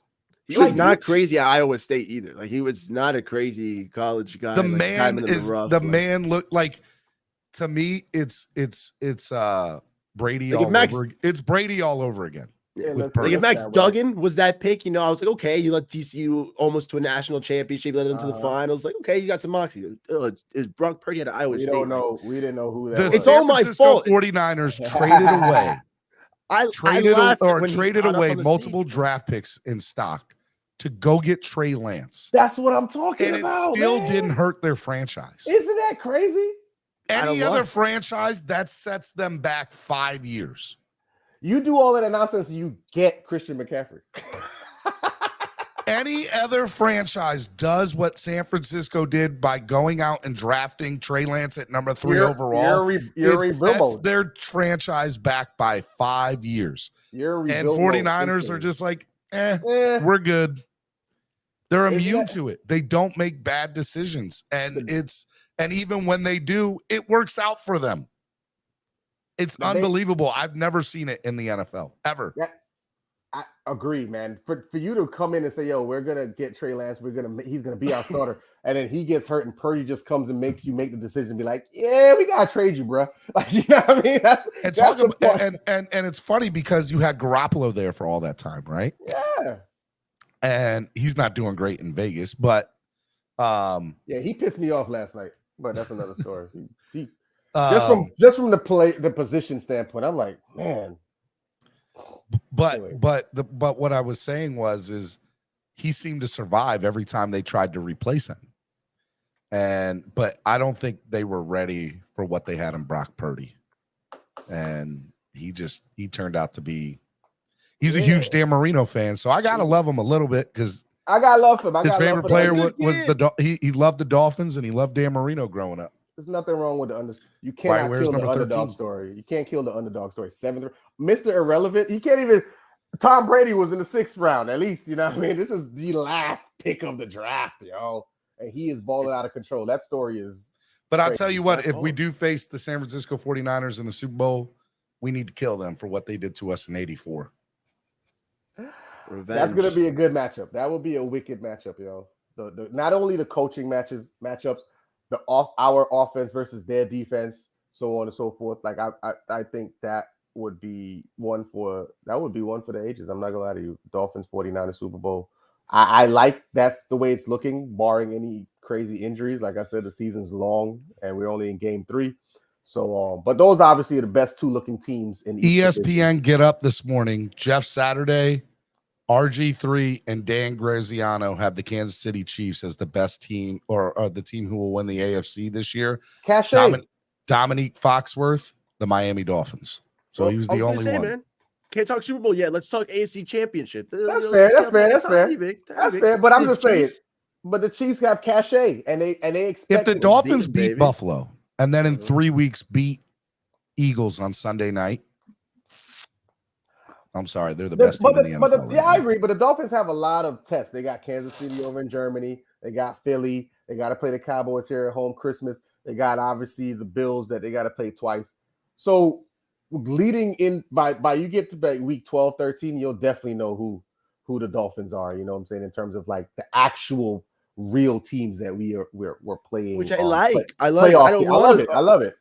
I don't want a schedule full of Broncos, you know, as fun as that would be to just watch us win by 50 every time. I would be going into those later weeks, like week 14, week 15, like, shoot, is this a real team? Right. Or is this like, there's a paper tiger out here? But no, like we're going to get those tests starting as early as this week, week 4. Like we play Buffalo and I'll get to know how legit is this team. And it's an awesome feeling, guys. It is. Tua just got a new endorsement from Perry Ellis. Ooh. There we go, Tua. I need him to. Are we going to start seeing Tua on all these commercials now? Which I'm here for. I love it. Handsome guy. He got the sleeve now. You know, why not? Salty Tua. Represents the Dolphins. Hey, if Justin Herbert's and all, remember the competition all the way around. Justin Herbert's and all them commercials. So that's what I'm saying, man. Might as well get some Hawaiian flavor in these commercials. You feel me? You know what I mean? Hey, man, you can do some crazy commercials with Tua, man. I know, man. A lot of cultural things. But, guys, I do have to get out of here, man. It's been Hot Take Tuesdays. Hey, fans, I appreciate y'all. Y'all can beat me up. It's all good, man. I have Tua's balling out of control. I appreciate y'all. But, you know, sometimes you gotta dig a little bit just to make sure y'all awake. You know, make sure y'all still hungry, you know? So I appreciate you guys. Shout out to everybody on Clock Blockers, you know what I mean? I'm not going to be here next week, Steve. I'm going to be in Jamaica. You know what? Possibly. I mean, no, I got Wi-Fi. They have internet in Jamaica, Genesis. They do. I just didn't know what I might be on a beach somewhere, but I might not. So you could do it live from the beach. That'd be pretty. Wouldn't that be cool, right? Yeah, that'd be pretty cool. So let's see if we can link that up next week. I'll talk to you before and see, make sure I'm out, and I'll be broadcasting live from Jamaica. You heard it here. International, baby. Bodman thing. I love you, brother. Be good, man. Appreciate you, Nando. Hold it down for me, brother. I appreciate you guys. Bro. All good. Much love. I love that guy. He's awesome. Awesome, bro. Awesome. I was walking in the back, but I was still getting ready, bro. Good, bro. Now I'm just hooked up to the Ethernet right now. It's still the way I'm surviving. I don't think I love your Lionel Messi jersey in the background. Bro, you know, it's either that or Tannehill, you know, so we got to make some Messi's winning the charge. Messi, Tannehill, who's getting put up there? Pretty close caliber players, you know, in their respective fields, but I think Messi edges it out a little bit, so. Yeah, man, I got. Devon Achane might have to go up there soon, bro. That's all I know. No, it's Devon Achane now. It's Devon Achane. It's Achane, yeah. Yeah, I'm just going to call him Devon. It's to me too hard. Devon. That A guy, that running back, that rookie running back. All right, well, Miami Sports Music's #1 Miami fan morning show, Clock Blockers, right here on the Miami Sports Music Podcast Network. We just had DJ Genesis leave. He'll be back next week live from Jamaica. We got Nando talking here. Nando's going to hang out with us for a little bit. And we're keeping on going. Make sure you hit the like button. Only 64 likes. If you want to donate to the channel to help the channel grow, do it. Help the channel grow. Even if it's $1, it goes such a long way. You can use the YouTube live super chat, or you can use Cash App or PayPal. The links are in the description below. I haven't heard from you, man. Let's just get your quick takes before we go into other stuff of Sunday's game. Tell me your thoughts. Cloud9, man. Cloud9. I was able to go to the new seats, section 138. And funny enough, actually before the game, when we were tailgating in the yellow 13 lot, we pulled up to the side and Alex Earl was next to us. Braxton Berrios, his girlfriend or his girl or whatever. And so we tailgated with them a little bit. So I was feeling energetic, good vibe. Go to the new seats 138. Beautiful view, Steven. And then the fun, you're in the end magic zone? began. Yeah, the corner, like to the corner side. You know, So I'm not 129 is the deep end. 139 is the opposite end. Yeah, I'm a 138. So I'm in a corner, Steven. Yeah. So you're like 8-9 section rows over from the deep end. Yeah, it's beautiful. You can see them getting riled up and energetic there. I'm 138 section. So you went from upstairs 28. to downstairs this year. From 343 to 138. It's an awesome. What is it like watching a game from give me the differences. I almost cried. Like it almost brought, I don't know. I keep comparing it to almost like a high school almost feel, like with that distance of, wow, my boys, my players are right there. It's different watching the game in the lower level from the upper level. It felt awesome. I've never done that for a football game. And like, I was almost getting emotional, man. Like I was just so energetic, just being able to show my buddies, because none of them went to the preseason game, only me. So I was able to show them, like, this is it, guys. This is it, man. And it was like unveiling a brand new TV for everybody. And it was like an awesome just view, just everybody just getting to watch, just the crowd going crazy when A-Chain was going wild. The Tua no-look pass was right in front of me. And it was like, did he just flick away? And you see it on the big screen and he's there, and A-Chain's just tearing it up. And you just felt like a birth of just something new, a new team, just A-Chain shedding new light into the squad. The home fans just cheering it up, eating it up. A new leaf being turned of, wow, this isn't a team that plays down to its opponents anymore. This is a team that sees inferior competition and absolutely lights them up. To a man with a Perry Ellis. Let's go. Who are proud to announce our newest global brand ambassador, Dolphins quarterback Tua Tagovailoa. Over the next few minutes, we'll be announcing more exciting news on the partnership. Welcome to the team, Tua. Now, I don't care what you say. That's a handsome man right there. That looks like a Super Bowl winning. That looks like an MVP right there. The confidence is out of this world Bro. this season, man, in him. Have you seen him on the sidelines? Did you see him with Tyreek? Yes. The video, he's like, camaraderie. He's like, it's camaraderie, man. And then they're just joshing around with him. Like, they're loving with him. Bro, you saw the little conga line celebration. Like, this team is thriving. The captain, Tua, is loving it. Everybody on the Dolphins is just Tua better be giving McDaniel a piece of his endorsement. You can feel it in the stadium, man. Like, I wanted to bottle it up and just take it home with me. Like, please, I want this forever. Like, it was just a magical time to be a Dolphins fan right now, Steven. It's unbelievable. Top PFF grades came out this week, and look at the top of this list here. Let me see if I can make it bigger. I can't make it bigger, huh? All right. I don't know if you can see this. If you can't, I'm sorry. But Javon Holland, Tyreek Hill, Devon Achane, top 3 ranked PFF players, 95.6, 95, and 94.4. PFF grades of other notable players. Tua Tagovailoa, 87.8. Actually, I don't know how you can give him below a 90. He played that amazing. Raheem Mostert, 92.7.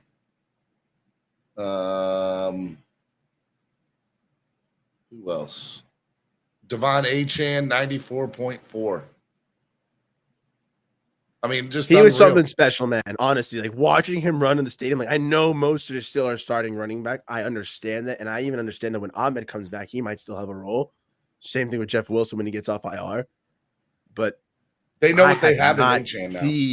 I have not seen a running back like that in so long. Just watching him go untouched. A lot of it was the O-line, which is beautiful. Butch Berry is a god. Okay, 1 sack for Tua and a running back game this furious right now.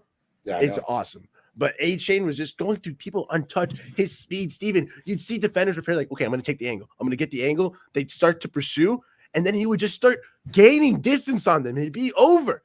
It was just a ridiculous little track speed. Boom, got to go fast. It was a track meet. It was like watching a track meet. Oh, my God. It was like you couldn't even hand him a baton if you tried to, bro. Like the distance was just growing and gaining. It was just too insane. And so Raheem, I know he's a small guy. He's so fast. Raheem had eight touchdowns last year. He's got 6 so far this year. That's 6. He's on track for 34 touchdowns this season. I think I read on pace. If he keeps up this number, I'll take that. I'll take 34 touchdowns. Tyreek Hill's already at 400. He is already almost a fourth of getting to 2,000, and we're not even to week 4. Dude, we just had 350 passing, 350 rushing. 2K. He told us 2K this year, didn't he? He said 2K and a Super Bowl win. I do not believe him. 2K and a Super Bowl win. That's what he told me, Nando. I should believe him, right? Tyreek Hill, 412 yards, 4 touchdowns. 4 touchdowns. I believe him. And by the way, out of that 412, only 116 of them are yards after catch. So let's not get – I'm sorry. I love Genesis, but this narrative of he can't throw my man, he can thread the needle. He can put it on the spot. He can literally throw it anywhere on the field that it needs to be. I get what he was saying. He was just saying that, the corners of the end zone, really deep ball. It's a hard pass, man. There might be 2 quarterbacks who can do that accurately in the league, and one of them's Mahomes. You know what I'm saying? David. So Long, it's hard, but aside from that, Tua is a monster. He can throw it deep, of course. It's just a different feel in the stadium, man. Andrew Van Ginkel, Christian Wilkins, Bradley Chubb, Bethel and Phillips with half sacks, Emmanuel Ogbah. Those are your sacks. 8 total sacks so far this year. That number needs to go up a little bit. The sacks, they need to come in through a little bit more. We did get to Russell Wilson a couple times, which is fun. I despise Russell Wilson. It was awesome that Sean Payton let him out there on the field the entire game for me. He knew I didn't want to boo Jarrett Stidham. I paid my money to boo Russell Wilson. But as a team as a whole, we need more sacks, man. We need more. If somebody told me that Emmanuel Phillips did leave the game, though. I know. But he said, if I heard the the presser correctly, not post game, the day after coach's presser, he said that he'll be fine. He'll be back. Yeah, I'm sure we were up so big at that point. They were like, listen, you were questionable heading into the game. There's no point in putting you back out there right now. The only person that's not going to be from an injury this week, that's probably not going to play this week, is Craycraft. Yeah, he's banged up. He's out for a month, I think. I heard what you guys were talking about with the Craycraft, Ezukanma. I hope it means Ezukanma's suiting up. He's got to be. Why didn't he suit up on Sunday? I think it's more because they thought that Chosen fit the Waddle role, and then when Craycraft got hurt, I'm sure if Ezukanma was active, he would have played more, but he was already inactive. You know what I'm saying? You can't activate it mid-game. So I hope that this week, Craycraft is out. The game plan is now, because I think you can only elevate a practice squad player a couple times before you've got to keep him on the roster. 3. So I think Chosen will go back to the practice squad. And if he comes up again, instead of Ezukanma getting called up, that's a worrying sign. They do have to put up, especially if Waddle's back. That's a worrying sign that we're only down a Craycraft and we go for Chosen instead of Ezukanma. Somebody did get elevated and played that it was their 3rd time, and they have to be put on the 53. I forget who it is. God, who is it? Dolphins.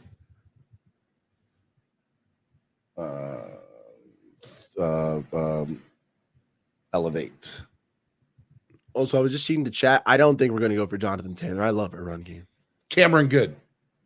Cameron Good has been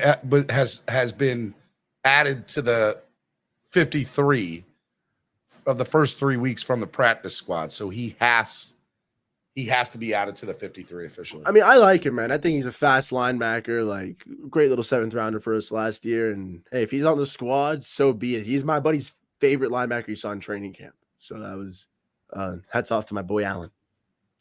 I think he's going to be really, really good. I said that as much. He came from UCLA. He was a good outside linebacker. He was a mid-round draft from Cal. Or Cal, I'm sorry. UCLA. Yeah. Pretty sure it's Cal. I think he's UCLA. Damn good. Wow, you don't have a Wikipedia, bro? Cam Good football player. Cam. Yeah, you do. Yep, California, baby. California. It's the same thing. UCLA, University of California. Nah. This is UCal. UCLA UCLA is University of California, Los Angeles. Okay, you're right. I'm wrong. I meant to say UCal. No worries, baby. My guy. Oh, we're sitting there arguing about Cameron Gooden where he went to college. Hey, that's what happens when you beat a team by 50, you know? Like, there's not really much else to say. Like, football's ruined for me forever, especially seeing it, like, in person. Like, I got home. Like, my buddies got home for, like, the 4:30 games. We try to watch it. Mm-hmm. Trash. Turn this off. Try to watch Sunday Night Football. Ew, this is abysmal. Watching the Monday night games last night was so tough. Ew, 3-3. I was like, where's the point? So tough. Where's it coming? Football is ruined for me. Might have to become a college football guy now. Like, might have to become college football and Dolphins. And the Dolphins. That's it. I'm spoiled now. That's it. I'm sorry. Hey, did you see the 5-minute video that Oregon put up last night about them beating Colorado? No. Straight disrespectful. Oh, my God. Wow. Like, I hope that Oregon doesn't face Colorado in the next couple of years again. And they will, because they're in the same conference, and it's not going to be good. Because guarantee you Dion is pissed at that and going to take that personally. Hey, man, they needed the video. After the show today, go look at Oregon's 5-minute video and then text me. You got me excited. I definitely will. I'll text you right after that. That's going to be a fun one. Yeah, straight disrespect. I mean, still school buffs, baby, but Dion needed that little kick. It brought him back down to earth. It brought him back down to earth. All right, let's go to the Dolphins Bills game. What do you expect from Dolphins Bills this week, man? This is going to be our toughest game yet, in my opinion, but I still think we're going to dominate. I still think we're going to win handedly. So I was checking the weather. I think it's like 75-ish sunny is what I was looking at as of now, which is a beautiful day to play football. Beautiful day to get a win. Let's hope it's a Miami win. That's what I'm rocking for. It is our toughest game. I'm hoping Waddle is back. A lot of this is based on hope right now, but if Waddle is back, it'll soften the blow of losing Craycraft, obviously, but we just put up 70 without Waddle. I know the Bills defense is much tougher than the Broncos defense, and it is a rivalry game. We'll be away, but I'm still hoping for some high-flying action by the Dolphins. They've got to keep this energy going. I need Tua running an efficient offense still. I don't want him to go crazy. I want us to rely on the run game. Mostert and Achane and Devon, bro. It just sounds a lot better. Mostert and Devon, I need them splitting the carries. I need them both buoying this run game, helping this offensive line, helping this offensive game not have as much pressure. And it all really boils to that offensive line. They keep doing their thing, Steven. We'll keep seeing greatness from this offense. Like, this is, I can't even remember an offensive line from the Dolphins as close to as good as this one. And we've had 1 sack in 3 games. Keep that going. And then defense, more blitzing, more pressure. Rattle Josh Allen, force him to play that hero ball, and that's when the turnovers come. That's when the turnovers come. I think that for me, just looking around the league, I think that the Dolphins have to put a stamp on what they need to show to us, to the fans, to the national media, to the world, that the first 3 weeks weren't a fluke. Like, this is for real. We're playing a team that's got a really decent defense. And this is what we're going to do. And when I saw that, I was like, man, this is going to be exciting as all hell. Like, this is going to be great. And I'm here for it. I'm here for it. And I think that my hope, the 2 things I really want to see on Sunday are more interceptions from our secondary and more sacks. I want to see a couple of interceptions and a few sacks. And if our defense can do that, man, like, don't come talk to me about nothing. Because I think that's what we need. Oh, keep that pressure up. That's the missing piece from the defense. What, sacks or turnovers? Sacks and interceptions. Yeah. Javon Holland's playing like a boss. The Fangio's safeties have always done very well, but couple that with Javon Holland's like overloading talent, and it's, my God, like, even Deshaun Elliott's been playing pretty nice, but like what Javon Holland is doing is it's reaffirming why he's a captain. And I want him to have a good game against Buffalo. I need if the national media is about to grasp their attention on the Dolphins, I need them to see that Javon Holland is a monster. Okay, there are too many casual NFL fans out there who do not know who Javon Holland is. That is criminal. He's one of the best safeties in the NFL. He deserves that love, Steven. Come on, man. Like, dude, I think 100% he is. And here's the best part. Like, that defense is going to get better when Jalen Ramsey comes back. We alluded to that earlier this morning. And, I think as the weeks prove on, Fangio's defense will start becoming a little bit more natural to these guys. Nick Needham coming back too. I know Nick Needham's going to be coming back. I mean, that's the best part about a team. This team put up 70 points, and there were still 3 or 4 starters not playing. Jalen Ramsey's not there. Brandon Jones isn't there. Nick Needham isn't necessarily a starter, but he's definitely a contributing player, right? He wasn't there. Jalen Waddle wasn't there. We lost our center halfway through the game. That's why I agree with Manolo. We earned our wins. Like we manhandled the Broncos. We did what good teams are supposed to do. Okay, we went out to the Chargers on a road game. Boom, we beat them in an offensive battle. Bang, bang, bang, and at the end we tightened up. Got a win. Went to a divisional rival's house. Hall of Fame coach went into their house. Boom, won convincingly. Then we come home. That's the opener. A lot of pressure on us. An inferior team, clearly. Okay, you heard what Shannon Sharp said. Fire the coaches, fire the GM, fire the talent evaluators. Those were inferior players. Fire everybody. They all suck. I agree. We were clearly head and shoulders better than them. And what did we do? We didn't beat them by 7 points. We didn't beat them by 10 points, 15 points. We beat them by 50 points. Like a good college team does when they play a shitty little school. And that's what we did. We are the big dogs. That's what we're trying to be. What do big dogs do? We eat.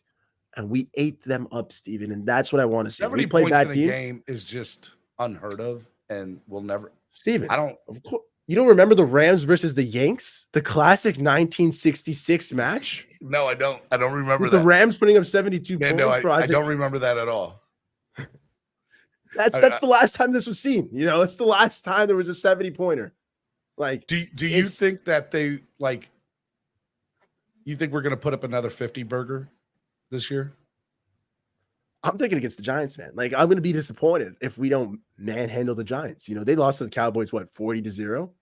Why can't the Dolphins put up, 50, a little 56-6? So that leads to my third thing, Miami's outlook for expectations. What are expectations now that you beat a team 70-20? When we face good teams, win. When we face bad teams, you beat the living stuffing out of them. Okay. And anything less than that, fans should be upset about. Yeah. It's like playing your, Like that's where our, as fans, that's where our, like, if we don't stomp out a bad team, people should be coming up on Victory Monday saying, man, that just wasn't good enough. I'm not saying 50 points difference, but I'm saying like you need to win by 2-3 scores on a bad team. But you need to drop like what the Chiefs just do against the Bears. Okay. The talent difference there was crazy. Unheard of, right? Like that we're asking for like Madden stuff to happen. I don't think 2 scores up is that unheard of. You know what I'm saying? Like, but if it is, well, then sue me, Steven. Like, I want that. Here's what I want. I want I want to know what my expectations should be, and I want to know how fans should expect the Dolphins to play, and what their reaction is going to be if they don't. We put up 70 points on the Broncos. I agree with you. We should, like, looking at the rest of the Dolphins, like Miami Dolphins. Here we go. So just looking at the Dolphins schedule over the next few weeks, right? We got the Bills this week. We got the Giants the week after, and we got the Panthers the week after that. The Dolphins and the Giants and Panthers game, we should probably kill both of those teams, right? Murder them. Like, there should be, like, we should absolutely murder them, especially in front of the home crowd. That's unreal to just, like, I've never. And that's what I'm saying, bro. Teams of the Dolphins past, we would have those games versus the Falcons and the Jaguars. We're big for our bridges. We would say, oh, look, we're gonna clobber them. We lose to the Jags. We would lose to the Falcons. Okay, those abysmal Falcons. came to our house and we lost to a Young Wei Koo field goal. I remember feeling crushed and devastated, lost and confused at that game. Like, this can't be happening. This team is supposed to be good. Why? Not anymore. Like, I don't. That fear can still come back, but right now it is in the darkest little corners of my mind. Right now, it's just filling with light and positivity, Steven. Like, we're in a world where the Dolphins should go out there and kick the living crud out of these people, man. And it's awesome. On Sunday against the Bills, do you think we should put up 30 plus, or is 20 plus okay for you? I think we should match every single blow they throw at us. I think that's the type of offense that I'm going to go back to a boxing analogy. Like, we're fighting. Every time I throw a punch, you have to throw a punch back. It's not the other way around anymore. The Dolphins are going to go out there, and I want them to swing, take, and connect hits, man. I want them to go out there and score and force Buffalo to go and reel back a little bit and go, oh, snap. We're in a shootout. We got to put this up. We got to put pressure on. Get Josh Allen to play that hero ball. But the Dolphins have to go there and score. Be it 28 points, be it 35 points. We've been having some games with no punting. All I need is just scoring when needed, okay? They score, we got to score right back. We got to score so that they have to score. Just keep that pressure up, man. On offense, we're just a high-scoring team. It's almost like when the Warriors just keep pulling up threes back in the day, and you were like, wow, we have to shoot threes now because they're shooting threes. We have to just go for our big plays. That's what the Dolphins have to do to teams. Force them to go on the offensive.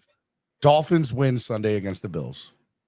We probably win the next two games. That means we go into the Sunday night football game in Philadelphia, the Philly Finvasion that I'm going to do. By the way, if you want game tickets through us, they are only on sale till Saturday night. They go off sale Saturday night. Now you can get tailgate tickets all the way up to almost the day before the tailgate. But prices are increasing because everything is increasing.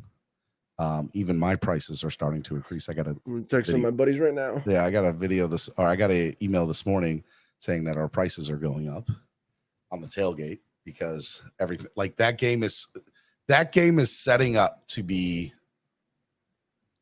huge. And we could easily be both undefeated at that time going into Sunday Night Football. The last time the Fins went 6-0 was 1992. They lost the AFC. They went to the AFC title game against the Buffalo Bills that year. Oh, baby.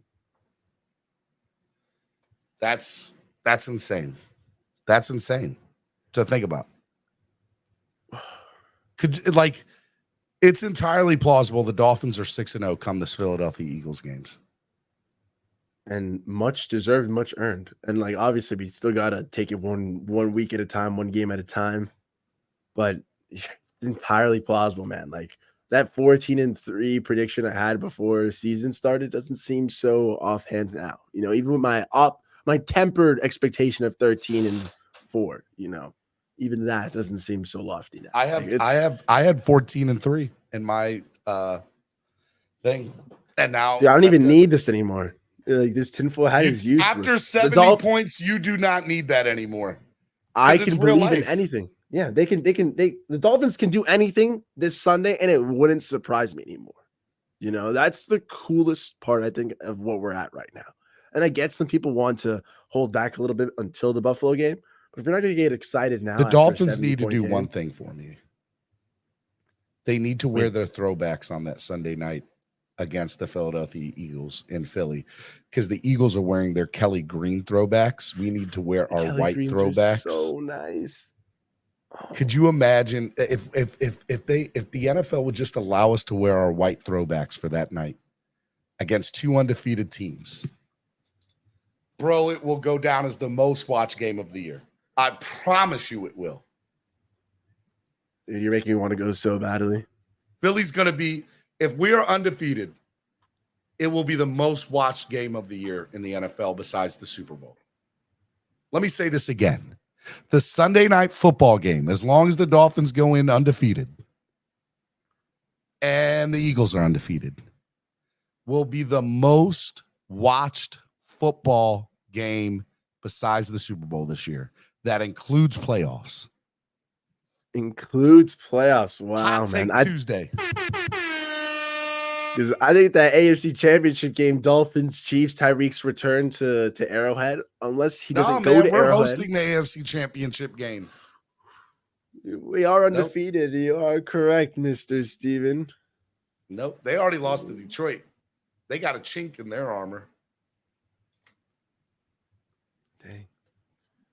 Miami Dolphins, the greatest football team. They run the ball from goal to goal like no one's ever seen. They're in the air. They're on the ground. They're always in control. And when you say Miami, you're talking Super Bowl. Super Bowl. We'll whisper Super Bowl for a while. But as we start winning, we can get louder and louder and louder and louder and tell the rest of the NFL that they've been put on notice that the mother-loving Dolphins are here, and you don't want none of this. You don't want no Tyreek Hill. You don't want no Jalen Waddle. You don't want no Tua Tagovailoa and his Perry Ellis self, okay? You don't want none of Mr. Oregon himself, Javon Holland.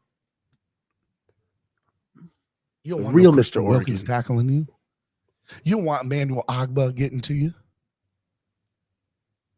The Dolphins are the best team in the NFL right now, and it's not even close. Not even close. Don't let them beat Buffalo. Don't let them kill Buffalo on Sunday. Don't let them do it. Because you're not going to shut me up. If the Dolphins kill Buffalo on Sunday, come on. Like if we go out there, punch them in the mouth, and then just oh my God, yeah. They go down and we just keep laying the beat down on them. Laying the beat down on them. I'm not saying we got to score 70 UFC points, style. If we put up a 40 burger on them, 100%. I'd want I could see that happening, Steven, in the sense that like they go blow for us a little bit, and then the sacks come in for the Dolphins, and then they just run out of steam. Like they just get the turnovers, and the Dolphins will start scoring. Hot take Tuesday. Wow.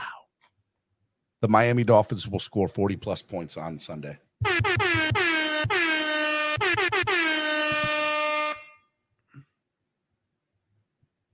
I'm just saying.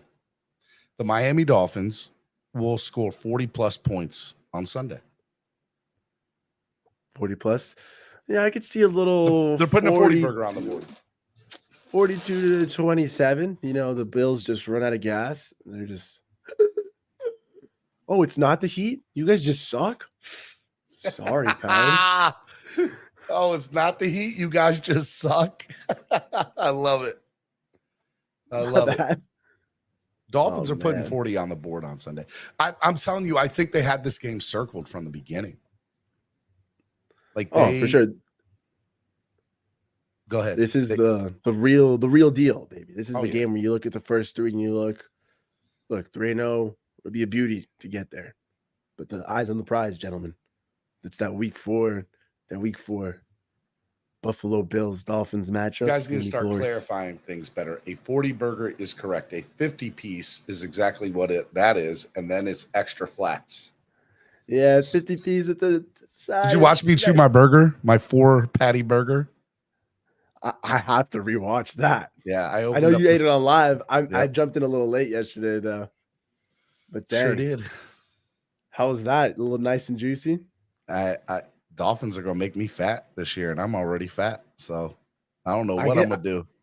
It's a 50 burger and an extra free 20 flats, baby. No charge. No charge. No charge, cuz. No charge. Take it and enjoy it, man, baby. I'm so excited for Sunday's game now, and I'm excited because I know what we're capable of. And I've seen that capability come in the form of a 70-point game against a bad team. And if we're capable of putting up 70 points with 8 minutes left to go in that game, by the way, we should have scored 80. I just want that to be known. We should have had 84 points. When it hit 42, I was like, are we gonna hit 50? Then it was 49. Then it was 56. Then it was 63, and then it was 70. And I was just losing my mind. It was like, how is this happening? And then when it didn't go to 80, like at that point, I was like, are we gonna hit 100? I genuinely thought we were gonna hit 100 points, man. I never thought we had 100, but I legit this was like playing I legit video thought we games had to 4-year-olds. I legit thought we had 2 more touchdowns in us. I thought we could get to 84. It just looked easy. Dude, we started running on them. Like, we were just... They couldn't stop it. They just didn't know what to do. They could not. They had stop starters in the entire time. Man, Robbie Chosen burned Pat Surtain. That's crazy. Like, little Pat, PS2 became PS Who. It was wild. PS Who? PS. No, there was literally, we were screaming in the section. PS Who? PS Who? That must be tough to be a hometown boy and hear them screaming PS Who, because Robbie Chosen just dusted you for a deep touchdown, man. Wow. PS Who. So let me ask you something. Side note. Dolphins have this historic offense. Does Frank Smith get a job next offseason as a head coach? I hope not. I hope what happens to the enemy happens at least a little bit, you know, where he's like, nah, I'm going to stay here until there's a great offer. Nah, I'm okay here. Combination of that and teams saying, well, you do have Tyreek and Waddle, and they're a little disrespectful, and he stays with the Dolphins for a couple more years. Give me some stability, please, until Bevel is ready to fully take the reins. That's what I want. Like, we can't lose Frank Smith until Bevel is rocking and ready to go. Keep Butch-Berry forever, though, please. Yeah. What a great guy. You're not wrong. You're not wrong. All right, man. Let's do final thought of the day, man. Give me your and what you got going on, where the people can find you. Bam, bam, bam. Well, you can find me at Nando Talk. I've been doing some little live coverages at the game, some little pre-game stuff, some little post-game action. But it's been a fun time here. So you can check me out at Nando Talk on YouTube, Twitter. Just starting to get into TikTok and Instagram more, but it's all the same handle, just Nando Talk, and you'll see my little face and my little light blue profile picture, man. Just give it a follow, subscribe, and that'd be really appreciated. But as for the final thoughts, Steven, my God, man. First, thank you for having me on the show. It's always a pleasure. And it's just been an awesome time just getting to gush and talk about the Dolphins with you. You know, I'm probably going to go work out right now with a great smile on my face, Steven, because I got to relive this 70-point game, this masterclass, this masterpiece, hopefully watching brand new heights for Achen, you know, Devon Achen. I can't believe that's how I have to say his name. But now we have to keep rocking with it. What's that Bleacher Report animated thing? Guardian Heights?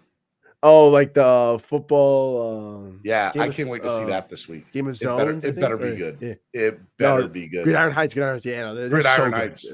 Yeah, like I just that's the thing I think been my favorite part since the game is that everybody's talking about Dolphins. All my favorite podcasts, all my favorite shows, even the shows I hate, they all talk about the Dolphins. Okay, they're all just loving it, and I just so proud. Is one of your favorite team. podcasts Clock Blockers? Of course. That's why I was like, you guys always talk about the Dolphins. So it's pretty helpful there, you know. Hey, I know you're not much of a NASCAR. I know you're not much of a NASCAR fan, but you do like movies. You like Talladega Nights? Talladega Nights is one of the best movies of all time. Will Ferrell's, I think, my favorite actor, honestly. All right. Guess what Stewart Haas Racing is doing this weekend? Ryan Preece and Chase Briscoe are having the cars racing at Talladega this weekend for the Cup race. The Wonder Bread car and the Old Spice car. Shake and bake. Yo, is their video. I gotta play the video. Where's the video? Here it goes. LLC Can is you hear welcoming 2 new sponsors to the team. At the urging of Tony Stewart, who's been like a dad to me, only better. Wonder Bread and Old Spice as the sponsors at Talladega. Woo!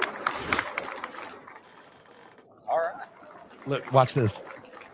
And all you drivers out there, if you smell a delicious, crispy smell after the race, it's not your tailpipes. It's a little bit of Preece. Chase. Preece and Chase. That's our nickname. That's their name. They killed it, bro. Preece Marketing nailed. Wow. As a marketing major, that was beautiful. That is fire.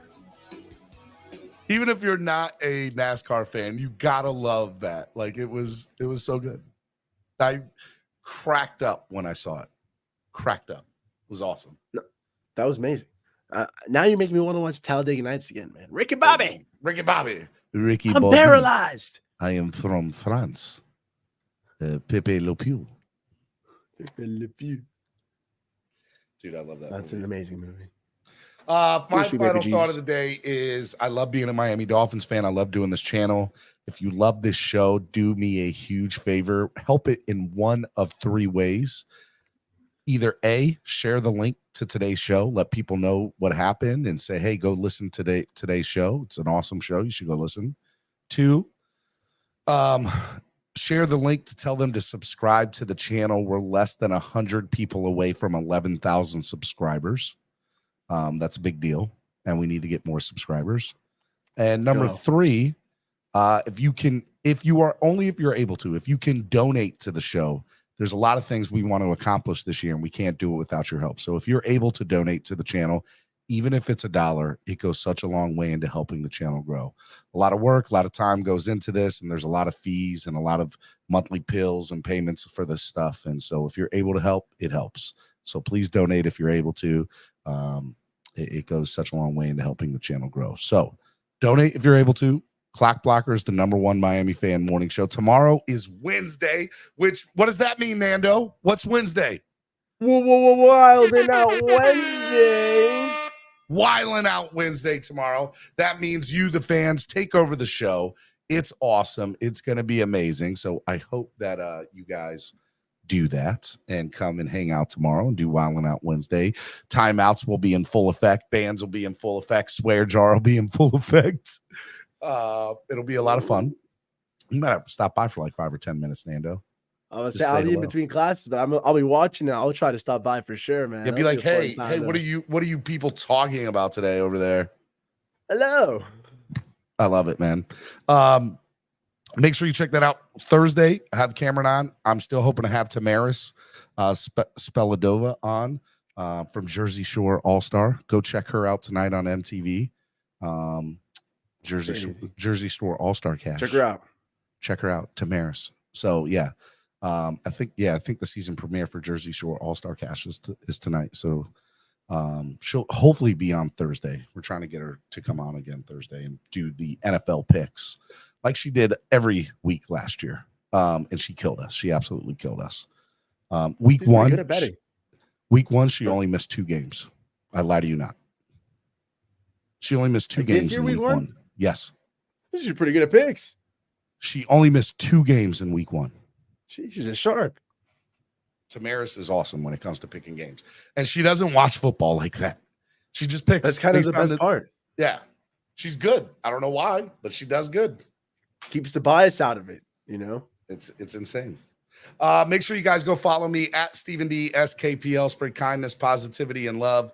Make sure you guys do that. Spread kindness, positivity, and love. You never know what somebody's going through. You never know what type of day somebody's having. So you just reaching out to somebody and saying hello, giving them a smile, letting them know that you care can save somebody's life. So I'm Stephen Daniels. This is Clock Blockers, the #1 Miami fan morning show. We'll see you tomorrow. Peace. Switch it up, now we improvise. Go to get in the winter college. Whole squad been trained to go. Fence for life, we throw the folk. Singing this just to welcome bro. To a time. Time to grind, time to shine.